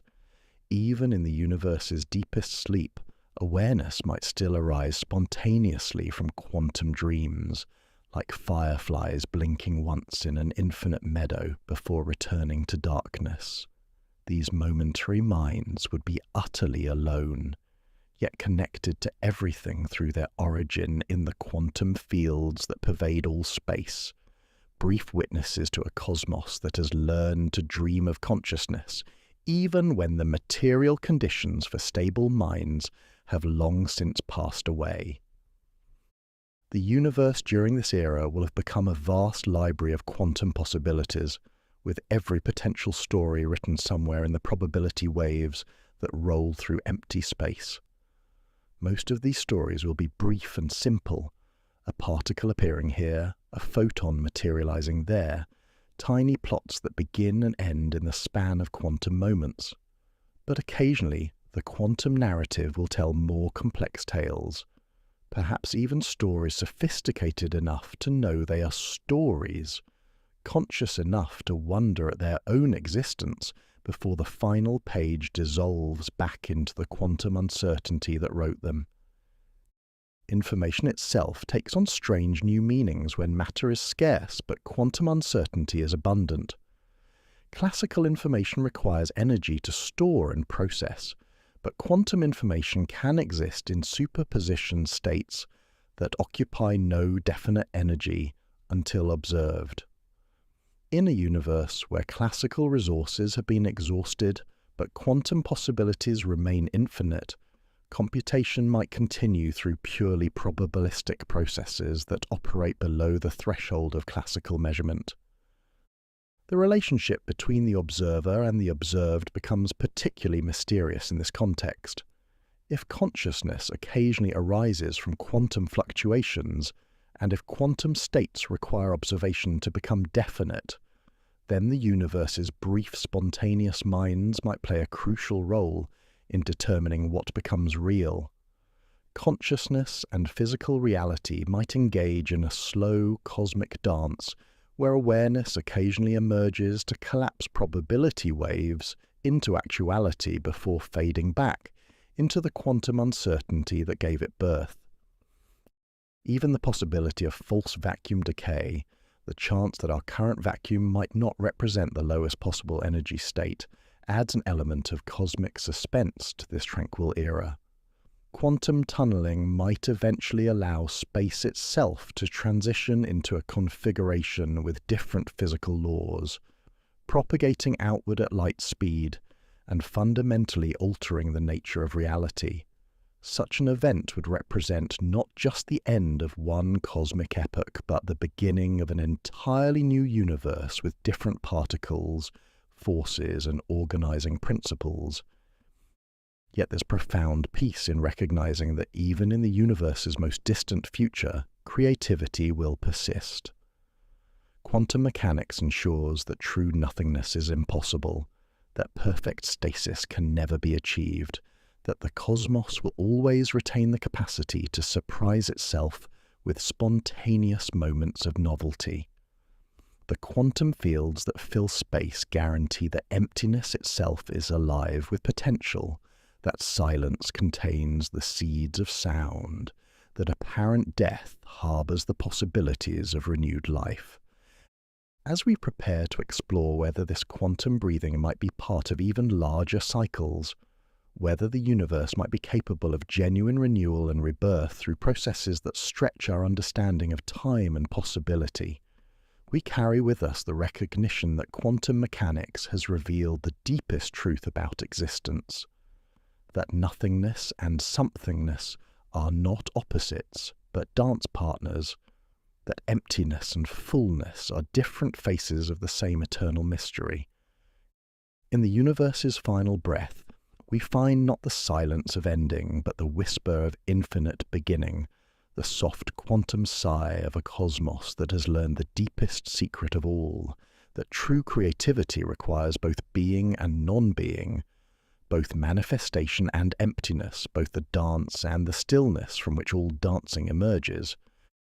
Imagine walking along a beach where the waves follow an eternal rhythm, each one rolling in to kiss the shore before retreating back into the vast ocean, only to gather itself again and return.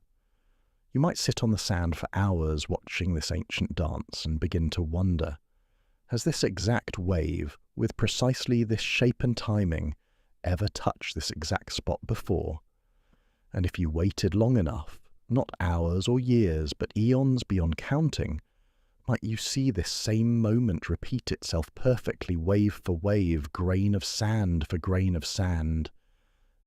This question touches something deep in human consciousness, the intuition that time might not be a straight line, leading from beginning to end, but something more circular, more musical, where themes return and variations play themselves out across scales we can barely imagine. In the deepest mathematics of the universe's far future, this ancient intuition finds expression in one of physics' most haunting theorems, the idea that given enough time, even the vastest systems will eventually return to configurations so close to their starting points that the difference becomes meaningless. The possibility of cosmic return emerges from a principle discovered by the French mathematician Henri Poincaré in the late 19th century. Picture a perfectly sealed room filled with gas molecules bouncing around at random, colliding with walls and each other in what appears to be pure chaos. Poincaré proved that if you wait long enough, far longer than the current age of the universe, but not infinitely long, those molecules will eventually return to positions so close to their initial arrangement that you couldn't distinguish the later configuration from the earlier one without impossibly precise measurements. This recurrence theorem applies not just to gas molecules in a box, but to any finite system with finite energy, including, remarkably, our entire observable universe. Every particle, every quantum state, every possible arrangement of matter and energy that exists within the cosmic horizon, we can see represents just one possible configuration in an astronomically vast but ultimately finite catalogue of possibilities. Given enough time, Poincaré's mathematics suggests, the universe will explore every one of these possibilities and eventually return to something so close to its current state that the present moment might, in some sense, repeat itself. The timescales involved stretch far beyond anything we've contemplated so far in our journey through cosmic time.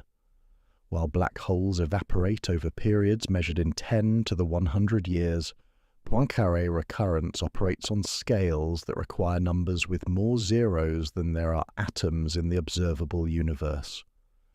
The recurrence time for our cosmic region has been estimated at roughly 10 to the power of 120 years, a number so large that writing it in decimal form would require more space than exists in all of reality.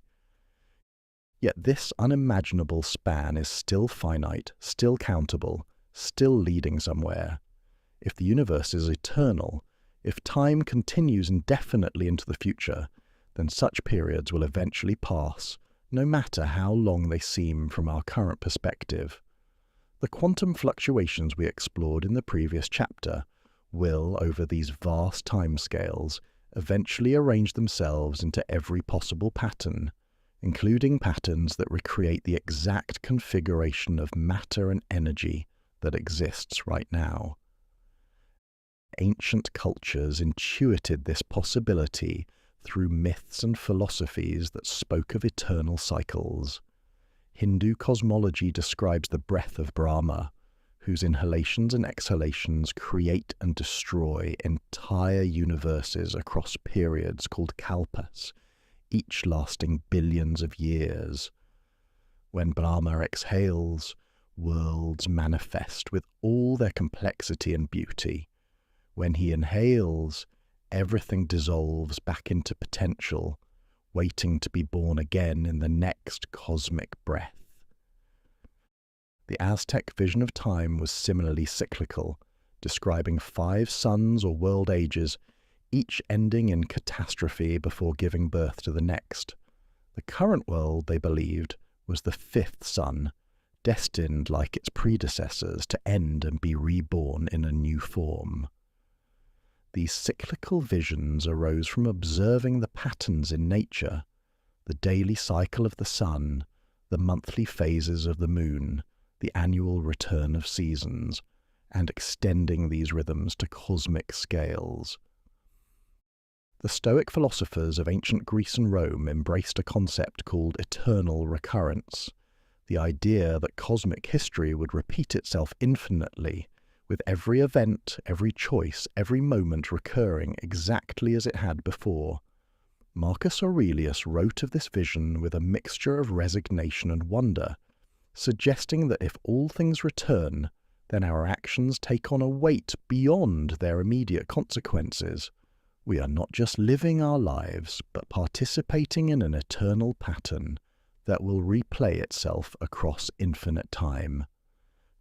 Friedrich Nietzsche, writing in the shadow of 19th century thermodynamics and the first inklings of cosmic heat death, revived the Stoic idea of eternal return, but gave it a more personal, existential twist. He asked what it would mean to live as if every moment of your life would repeat exactly as it occurred, infinite times across infinite cosmic cycles. Would this knowledge fill you with despair at the futility of change, or with a deeper appreciation for each experience, knowing that it would echo through eternity? The mathematical reality of Poincaré recurrence suggests that Nietzsche's thought experiment might be more than philosophical speculation. If the universe does eventually return to configurations arbitrarily close to its current state, then something very much like your present experience might indeed repeat across cosmic time. The thoughts you're thinking as you read these words, the way the light falls across the page, the particular arrangement of every atom in your body, all of this might be destined to occur again when the universe completes its vast circuit through possibility space. Yet the word might carries crucial weight here, because Poincaré recurrence operates in a realm where quantum mechanics complicates our classical intuitions about repetition and identity. In quantum theory, identical particles are truly indistinguishable. 2 electrons separated by vast distances are not just similar, but fundamentally the same particle in different locations. This quantum indistinguishability suggests that when the universe returns to a previous configuration, it might not be returning to something like its earlier state, but to something that is, in the deepest physical sense, identical to it. The implications stretch our understanding of personal identity and consciousness across cosmic scales. If your exact quantum configuration recurs in the far future, complete with all your memories and experiences encoded in the patterns of your brain, would that future being be you continuing after an unimaginable hiatus, or merely someone else who shares your memories and thinks they are you?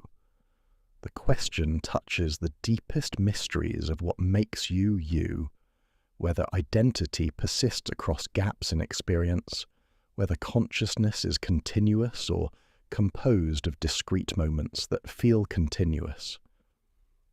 Some theories in modern cosmology suggest that recurrence might operate on scales smaller than the Poincaré timescale, through mechanisms we're only beginning to understand. Eternal inflation theory proposes that our observable universe is just one bubble in an infinite foam of expanding regions, each potentially containing different physical laws and conditions. In such a multiverse, every possible arrangement of matter and energy wouldn't just recur eventually, it would exist simultaneously in different cosmic regions, with infinite versions of every possible history playing out across the broader landscape of reality. The cyclic and ekpyrotic models of cosmology propose that our universe might be part of a larger pattern of expansion and contraction, where Big Bang and Big Crunch alternate across cosmic ages, each cycle potentially seeded by the quantum information preserved from the previous one.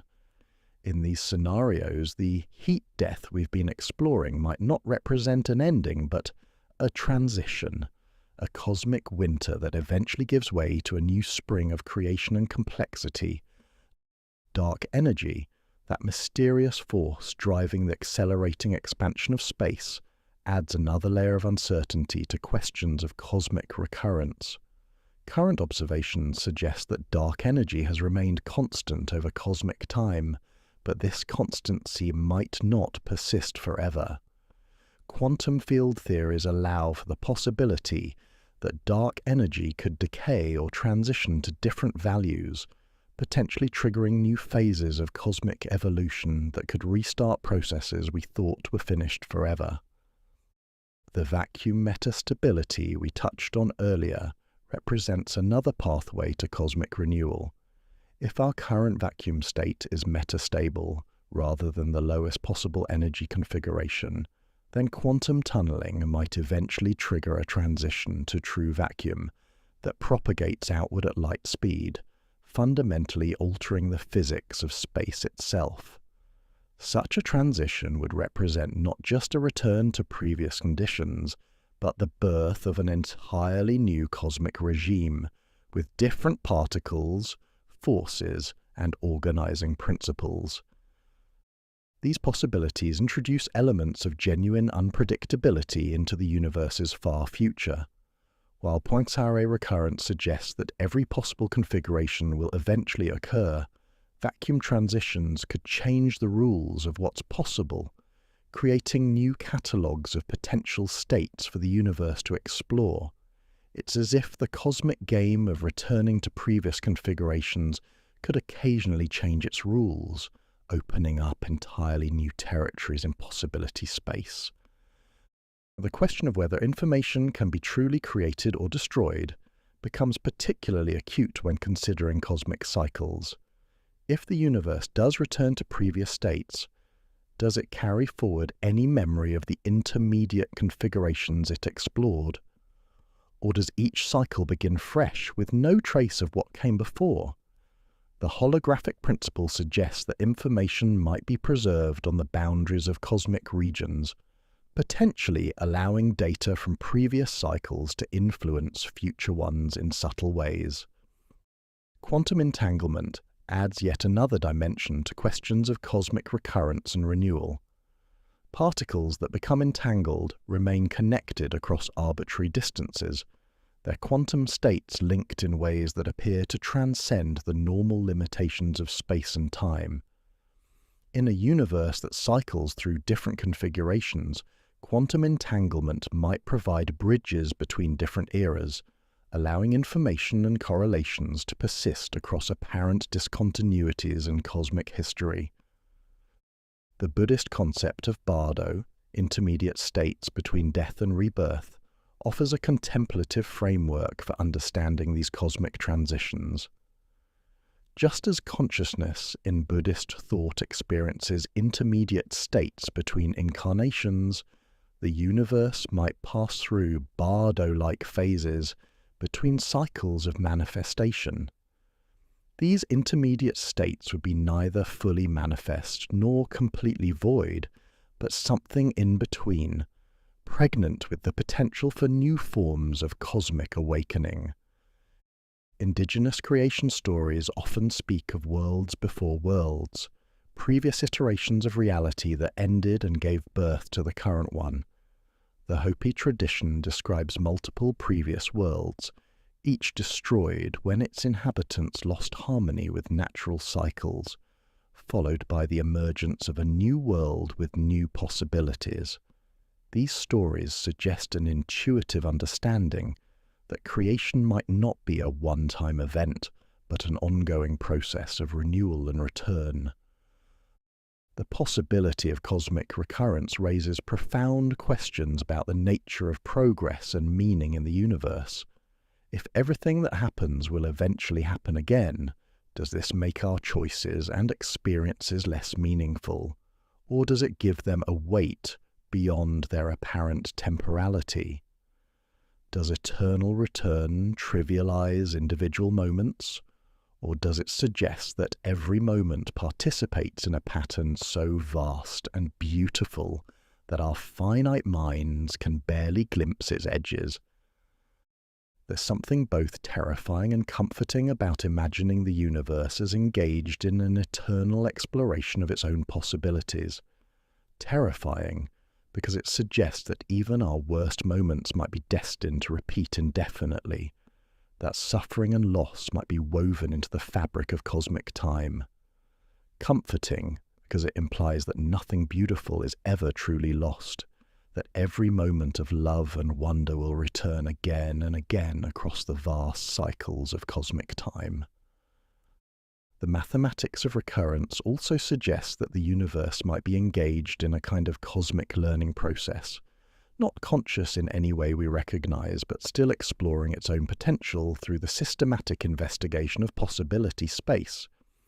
Each configuration the universe explores might be thought of as a kind of cosmic experience, a way of the universe coming to know itself through direct embodiment of every possible arrangement of matter and energy. As we approach the final chapter of our journey through cosmic time, where we'll explore what consciousness and intelligence might mean in the context of these vast scales and endless possibilities, we carry with us the recognition that endings and beginnings might be more intertwined than we initially imagined. The heat death of the universe might represent not a final conclusion, but a transition point in a story too large for us to see in its entirety. A cosmic winter that prepares the way for unimaginable springs yet to come.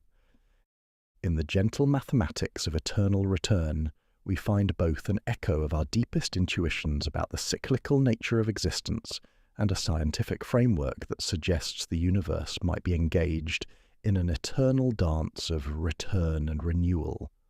Whether through Poincaré recurrence, vacuum transitions, or cosmic cycles we haven't yet imagined, the future might hold not just endings, but beginnings beyond our current ability to conceive.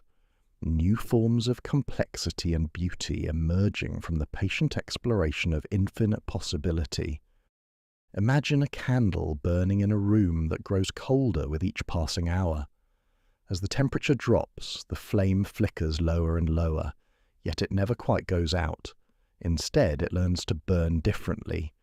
more slowly, more carefully, finding ways to sustain itself on less and less oxygen, stretching each moment of combustion across longer and longer periods until a single flicker might last for days, then weeks, then years.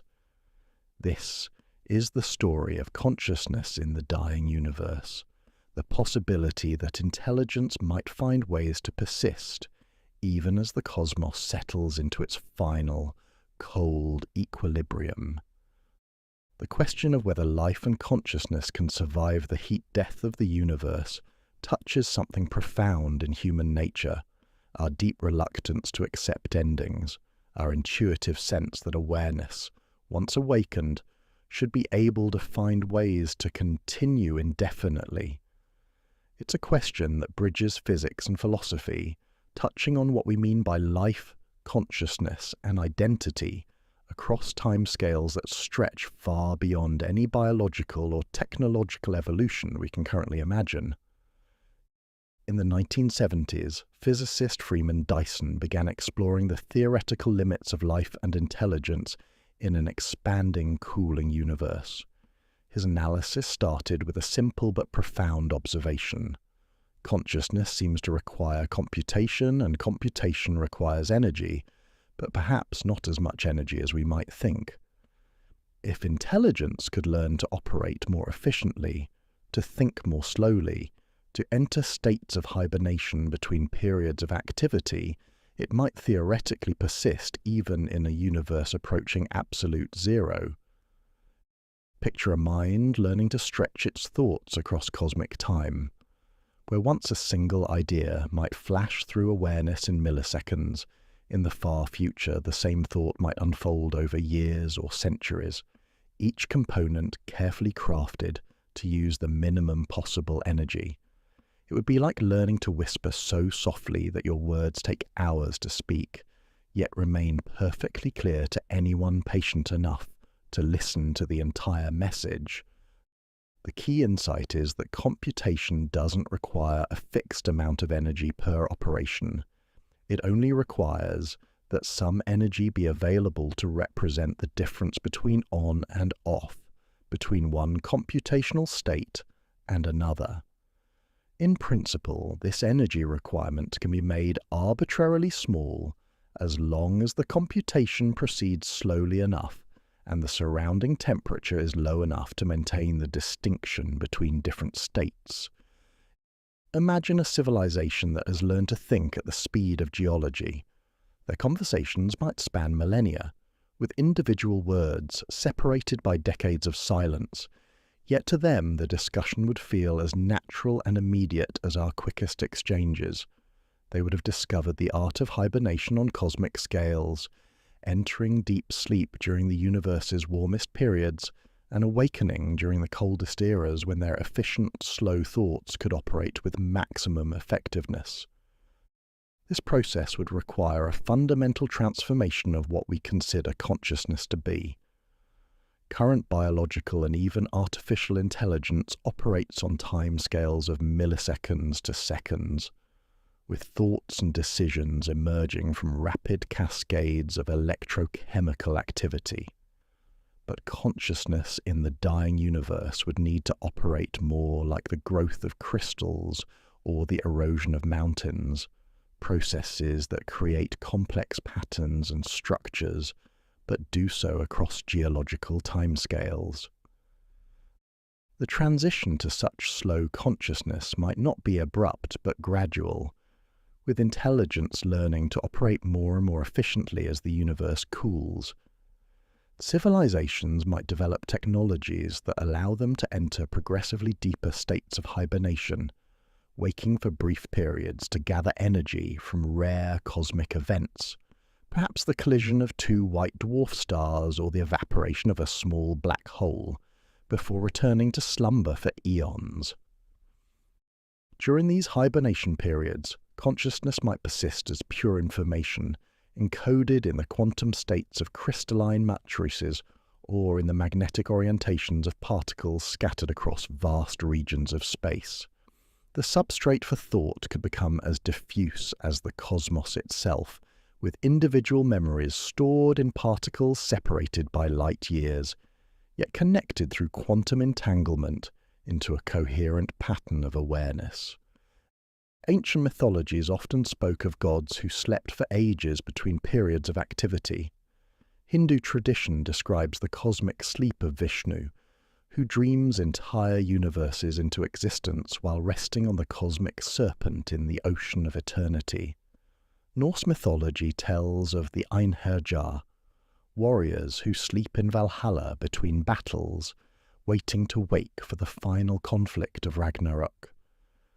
These stories seem to intuit something profound about consciousness, that awareness might naturally cycle between periods of activity and rest, and that even divine minds might require sleep to sustain themselves across cosmic time.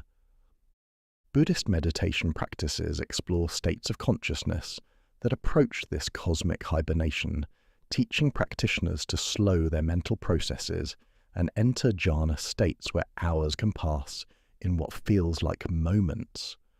Advanced meditators report experiencing awareness so refined and subtle that it operates almost without content, maintaining consciousness while using minimal mental energy. These experiences suggest that even human awareness contains the seeds of the kind of efficient, slow consciousness that might be necessary for survival in the dying universe. The omega point theory, proposed by physicist Frank Tipler, suggests an even more dramatic possibility, that intelligence might not just survive the universe's end, but actually orchestrate it. In this scenario, consciousness becomes so powerful and widespread that it can manipulate the very structure of space-time, potentially creating conditions for its own preservation, or even for the creation of new universes. The theory remains highly speculative and controversial, but it represents one attempt to imagine how intelligence might transcend the apparent physical limitations of cosmic heat-death. Digital consciousness adds another dimension to these possibilities. If minds can exist as patterns of information rather than being tied to specific physical substrates, then consciousness might achieve a kind of immortality through copying and redundancy. A digital mind facing the threat of its substrate's decay could potentially copy itself across multiple platforms, spreading its consciousness through networks that span galaxies and persist across cosmic ages. Yet digital immortality raises profound questions about identity and continuity. If your consciousness were copied 1,000 times across the galaxy, which copy would be you? Would they all be you, experiencing parallel streams of awareness? Or would the act of copying create 1,000 separate beings, each with equal claim to your identity, but each following their own unique path through future experience? The substrate independence that digital consciousness might achieve could allow intelligence to migrate between different physical platforms as conditions in the universe change. Early digital minds might run on quantum computers built from crystalline lattices, later transferring to networks of superconducting loops, and eventually finding ways to encode themselves in the quantum vacuum itself, using virtual particle fluctuations as a computational medium. Reversible computation offers another pathway to extreme efficiency in the dying universe. Current computers generate heat because they erase information, turning computational work into thermal energy that's lost to the environment. But reversible computers, operating according to principles discovered by physicists like Rolf Landauer and Charles Bennett, could theoretically perform calculations while generating no heat at all, making their energy requirements arbitrarily small. In practice, reversible computation requires that every computational step be undoable, that information never be truly lost, but only rearranged. This creates constraints on how such computers could operate, but it also offers the possibility of computation that approaches the theoretical limits of efficiency. intelligence based on reversible computation might be able to sustain complex thoughts using energy sources as minimal as the random motion of atoms or the pressure differences created by quantum fluctuations. Cold fusion and zero-point energy represent more speculative energy sources that might sustain consciousness in the dying universe. While neither phenomenon is well understood enough to serve as the basis for practical technologies, they suggest that even apparently empty space might contain extractable energy for civilizations clever enough to access it. Intelligence in the far future might develop techniques we can't currently imagine for harvesting energy from quantum vacuum fluctuations or from nuclear processes that operate at temperatures approaching absolute zero. The communication challenges faced by intelligence in the dying universe would be unlike anything we currently experience.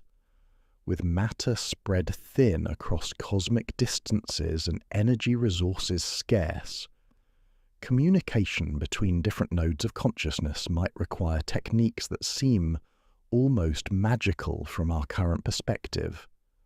Messages might be encoded in the quantum states of particles and transmitted through entanglement, or information might be stored in the gravitational wave patterns created by carefully orchestrated movements of massive objects. Indigenous concepts of consciousness as a fundamental property of existence, rather than something that emerges from complex arrangements of matter, offer a different perspective on survival in the dying universe. Many traditional cultures view awareness as an intrinsic aspect of reality, present at some level in all things, rather than being confined to biological brains. If consciousness is indeed fundamental to the cosmos, then it might find ways to persist even when all the complex structures we associate with intelligence have faded away. The panpsychist philosophy, which suggests that consciousness might be a basic feature of matter itself, provides a framework for imagining awareness that doesn't depend on complex neural networks or computer architectures. In this view, even individual particles might possess rudimentary forms of experience, and larger patterns of consciousness might emerge from the interaction and integration of these micro-experiences across space and time. Quantum theories of consciousness propose that awareness might operate through quantum coherence effects that are more robust than classical computational processes. If consciousness does indeed depend on quantum phenomena, it might be able to exploit the quantum properties of the vacuum itself, sustaining awareness through processes that operate below the threshold of classical physics. Consciousness might become a purely quantum phenomenon, existing as patterns of coherence in the quantum fields that fill all space. The ultimate question raised by these possibilities is whether consciousness, once awakened in the universe, represents a temporary accident of complex chemistry or something more fundamental, a cosmic principle that, having emerged, will find ways to persist regardless of the physical challenges it faces. The anthropic principle suggests that we exist in a universe whose properties are precisely tuned to allow the development of complexity and awareness. If consciousness is indeed such a fundamental feature of cosmic evolution, then perhaps it will prove more resourceful and persistent than our current physics suggests. As we contemplate intelligence's potential last stand against entropy, we encounter the deepest questions about the purpose and meaning of consciousness in the cosmic context. Does awareness exist simply as a side effect of complex information processing, or does it serve some deeper function in the universe's exploration of its own possibilities? These questions remain open, waiting for minds, perhaps including the far future descendants of current intelligence, that will have eons to contemplate their answers. The story of consciousness in the dying universe reminds us that intelligence, once awakened, becomes a new player in cosmic evolution, not just a passive observer of physical processes, but an active participant capable of finding creative solutions to apparently insurmountable challenges, whether through hibernation, substrate migration, energy harvesting from quantum fluctuations, or techniques we can't yet imagine. Consciousness might prove to be more persistent and adaptable than the most optimistic futurists currently envision. In considering these possibilities, we find both humility and hope. Humility in recognizing that consciousness, as we know it, is likely only the first tentative step in intelligence's cosmic journey, and hope in the possibility that awareness, having once emerged in the universe, might find ways to persist and evolve across timescales that encompass the entire future history of the cosmos. As we prepare to close our journey through deep time with reflections on what all of this means for our current moment in cosmic history, we carry with us the recognition that consciousness might represent not just a temporary flowering of complexity, but the universe's way of coming to know itself across all possible futures, however distant and strange they might become. Picture yourself standing at the edge of a vast ocean at twilight, watching the last light of day fade into the deeper blues of evening. The waves roll in with their ancient rhythm, each one carrying salt from distant places, each one part of a cycle that has continued for billions of years and will continue for billions more. In this moment, you are witness to something eternal, not because it will last forever in its current form, but because you are experiencing the timeless quality of awareness itself, the way consciousness can touch eternity, even in the midst of constant change. We've travelled together through the longest story ever told, following Entropy's patient work from the current age of stars and galaxies, through eras so distant that our entire cosmic epoch becomes just the briefest chapter in the universe's vast biography. We've watched the lights go out one by one, first the stars, then the black holes, finally even the quantum fluctuations fading to the gentlest whisper in an ocean of expanding space. Yet, in contemplating these ultimate endings, we've discovered something unexpected, that understanding the universe's destiny helps us recognize the extraordinary gift of existing now, in this brief moment, when complexity and consciousness flourish in the cosmic spring.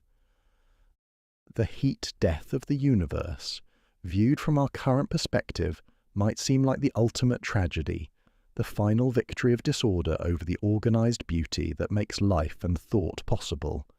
But there's another way to understand entropy's work that reveals it not as an enemy of meaning, but as the very foundation that makes meaning possible. Without the one-way flow of energy from hot to cold, from organized to diffuse, there would be no gradient to power the chemistry of life, no difference to drive the processes that create stars, planets, and perhaps minds capable of wondering about their own existence. Entropy is the universe's way of exploring its own possibilities, trying out every conceivable arrangement of matter and energy across the vast laboratory of space and time. Each structure that forms, every galaxy, every star, every planet, every living being, represents the universe conducting an experiment in organization, testing what kinds of complexity can emerge from the patient interplay of physical forces and random chance. In this light, we are not separate from the universe observing it from outside, but the universe's way of observing itself from within. Every moment of consciousness, from the simplest awareness of a single-celled organism to the most sophisticated human thoughts about cosmic destiny, represents the cosmos awakening to its own nature through countless eyes and minds. We are not aliens in a hostile universe, but expressions of the universe's own creativity, temporary eddies in the flow of entropy, that have somehow learned to contemplate their own existence. The timescales we've explored together, trillions of years for stellar evolution, 10 to the power of 100 years for black hole evaporation, unimaginable eons for quantum recurrence, serve not to diminish human life, but to place it in its proper cosmic context. We exist during the universe's most interesting and creative period, when conditions are just right for the complex chemistry that makes life possible. Before this era, the cosmos was too hot and dense for stable structures to form. After this era, it will be too cold and sparse for the energy gradients that power biological processes. We are living in the cosmic sweet spot, the narrow window when the universe has cooled enough to allow complexity, but remains warm enough to sustain it. This realization doesn't make our individual lives less meaningful, but infinitely more precious. We are witness to the universe's adolescence, the time when it first becomes capable of sophisticated self-reflection through minds like ours. The possibility that consciousness might find ways to persist even through the heat death of the cosmos adds another layer of meaning to our current existence. If intelligence does learn to operate across geological timescales, to hibernate through cosmic winters and awaken during rare moments of available energy, then our thoughts and experiences might represent not isolated accidents, but early chapters in a story of awareness that spans the entire future of the universe. Even if consciousness doesn't survive in recognizable form, the patterns we create, the art we make, the love we share, the scientific understanding we develop, become part of the universe's permanent memory. Information, once created, becomes woven into the fabric of space-time itself. The quantum states that encode our thoughts and experiences disperse into the cosmic environment, but they don't disappear. They become part of the universe's vast library of possibility, patterns that might re-emerge in new forms across the cosmic cycles we've explored. The ancient wisdom traditions often spoke of the eternal present, the recognition that despite the constant flux of experience, there's something about awareness itself that seems to exist outside of time. In our journey through cosmic time, we've encountered the scientific version of this insight, that consciousness, once awakened, represents something qualitatively different from the physical processes that gave rise to it, something that might transcend the apparent limitations of its material substrate. This doesn't require belief in anything supernatural or mystical. It simply acknowledges that consciousness as a pattern, recognizing meaning-creating process, operates according to principles that are emergent from but not reducible to the physics of particles and forces. When you experience the beauty of a sunset or the love for another person, you're participating in forms of organization that represent genuine novelties in cosmic evolution, ways of being that didn't exist until minds like yours learned to create them. The heat death of the universe teaches us that all structures are temporary, but it also reveals that temporariness doesn't diminish beauty or meaning. It enhances them. A flower is not less beautiful because it will wilt, a piece of music not less moving because it will end, a human life not less meaningful because it's finite. The universe itself embraces this principle on the grandest scale, creating temporary islands of complexity in an ocean of increasing entropy, finding ways to generate beauty and meaning precisely because, not in spite of, their transient nature. Living with cosmic perspective doesn't require us to detach from human concerns or to minimize the importance of our daily experiences. Instead, it invites us to recognize that our most intimate moments, sharing a meal with loved ones, watching clouds drift across the sky, feeling the satisfaction of understanding something new, are simultaneously tiny ripples in cosmic history and perfect expressions of the universe's capacity for joy and wonder. The coffee cooling in your cup as you read these words follows the same thermodynamic principles that will eventually lead to cosmic heat death. But this doesn't make your morning coffee less enjoyable. If anything, understanding the physics deepens the appreciation, revealing the elegant connection between the most personal and the most universal aspects of existence. We've learned that the universe began in a state of incredible low entropy and has been increasing its entropy ever since, spreading energy thinner and thinner across growing expanses of space. But we've also learned that this process creates opportunities for temporary complexity that wouldn't exist otherwise. Stars form because gravity can concentrate matter against the general trend toward diffusion. Life emerges because chemical gradients can drive metabolism against the general trend toward equilibrium. Consciousness arises because neural networks can create meaning against the general trend toward randomness. In the grand scheme of cosmic evolution, we represent entropy's most sophisticated creation. Beings complex enough to understand entropy itself, minds capable of contemplating the very processes that gave rise to them. We are the universe's way of developing a sense of humour about its own tendency toward disorder. Consciousness that can find beauty and meaning in the midst of cosmic heat death. The future may hold surprises we can't currently imagine. Quantum mechanics ensures that even the emptiest space retains creative potential, that perfect stasis is impossible, that the universe will never completely run out of ways to surprise itself. The cosmic cycles we've explored might be just the beginning of patterns that operate on scales we can't yet conceive, with our entire heat death scenario representing just one phase in a larger rhythm of creation and dissolution.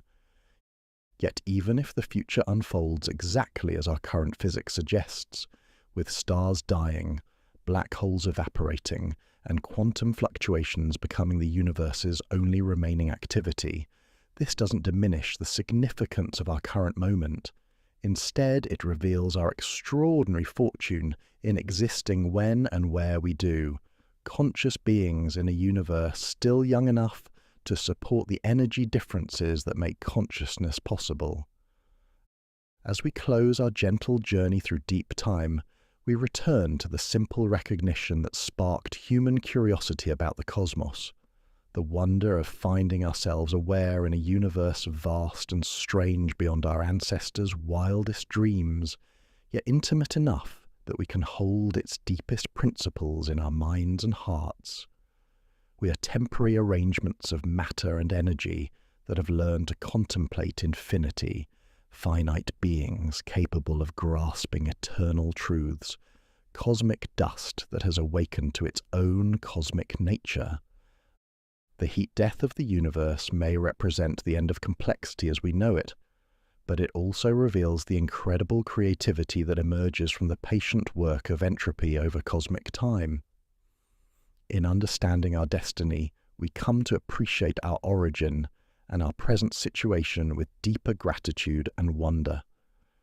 We are the universe's gift to itself, consciousness arising from matter, meaning emerging from mechanism, love born from the blind dance of particles and forces. Tonight, as you settle into sleep under the familiar constellations that will shine for billions of years before fading into the cosmic dark, you can rest in the knowledge that you are part of something magnificent and fleeting, eternal and temporal, simple and unimaginably complex. You are a temporary eddy in entropy's flow, a brief flowering of cosmic self-awareness, a moment when the universe pauses to appreciate its own beauty before continuing its patient journey toward equilibrium. In the end, the heat death of the universe teaches us not despair but gratitude. Gratitude for the improbable arrangement of circumstances that allows us to exist. Gratitude for the brief window in cosmic history when complexity flourishes, gratitude for the gift of consciousness that lets us participate in the universe's long exploration of its own possibilities. We are living in the cosmic spring, and every moment of awareness is a celebration of the universe's capacity to create meaning in the midst of entropy's gentle, inexorable work. If you'd like to keep exploring with me, please do subscribe to the Sleepy Astronomer for more peaceful journeys through the universe. There's always more to discover, more beauty to appreciate, more wonder to experience. Sleep well, fellow traveller of the cosmic deep. In your dreams tonight, may you find yourself drifting among the stars, part of the eternal dance of matter and energy, consciousness and cosmos, meaning and mystery that makes existence the most beautiful story ever told. This is the Sleepy Astronomer, wishing you the most peaceful rest beneath the gentle glow of moonlight and starshine, and reminding you that you too are part of this cosmic dance of light and shadow, forever woven into the infinite story of the night sky.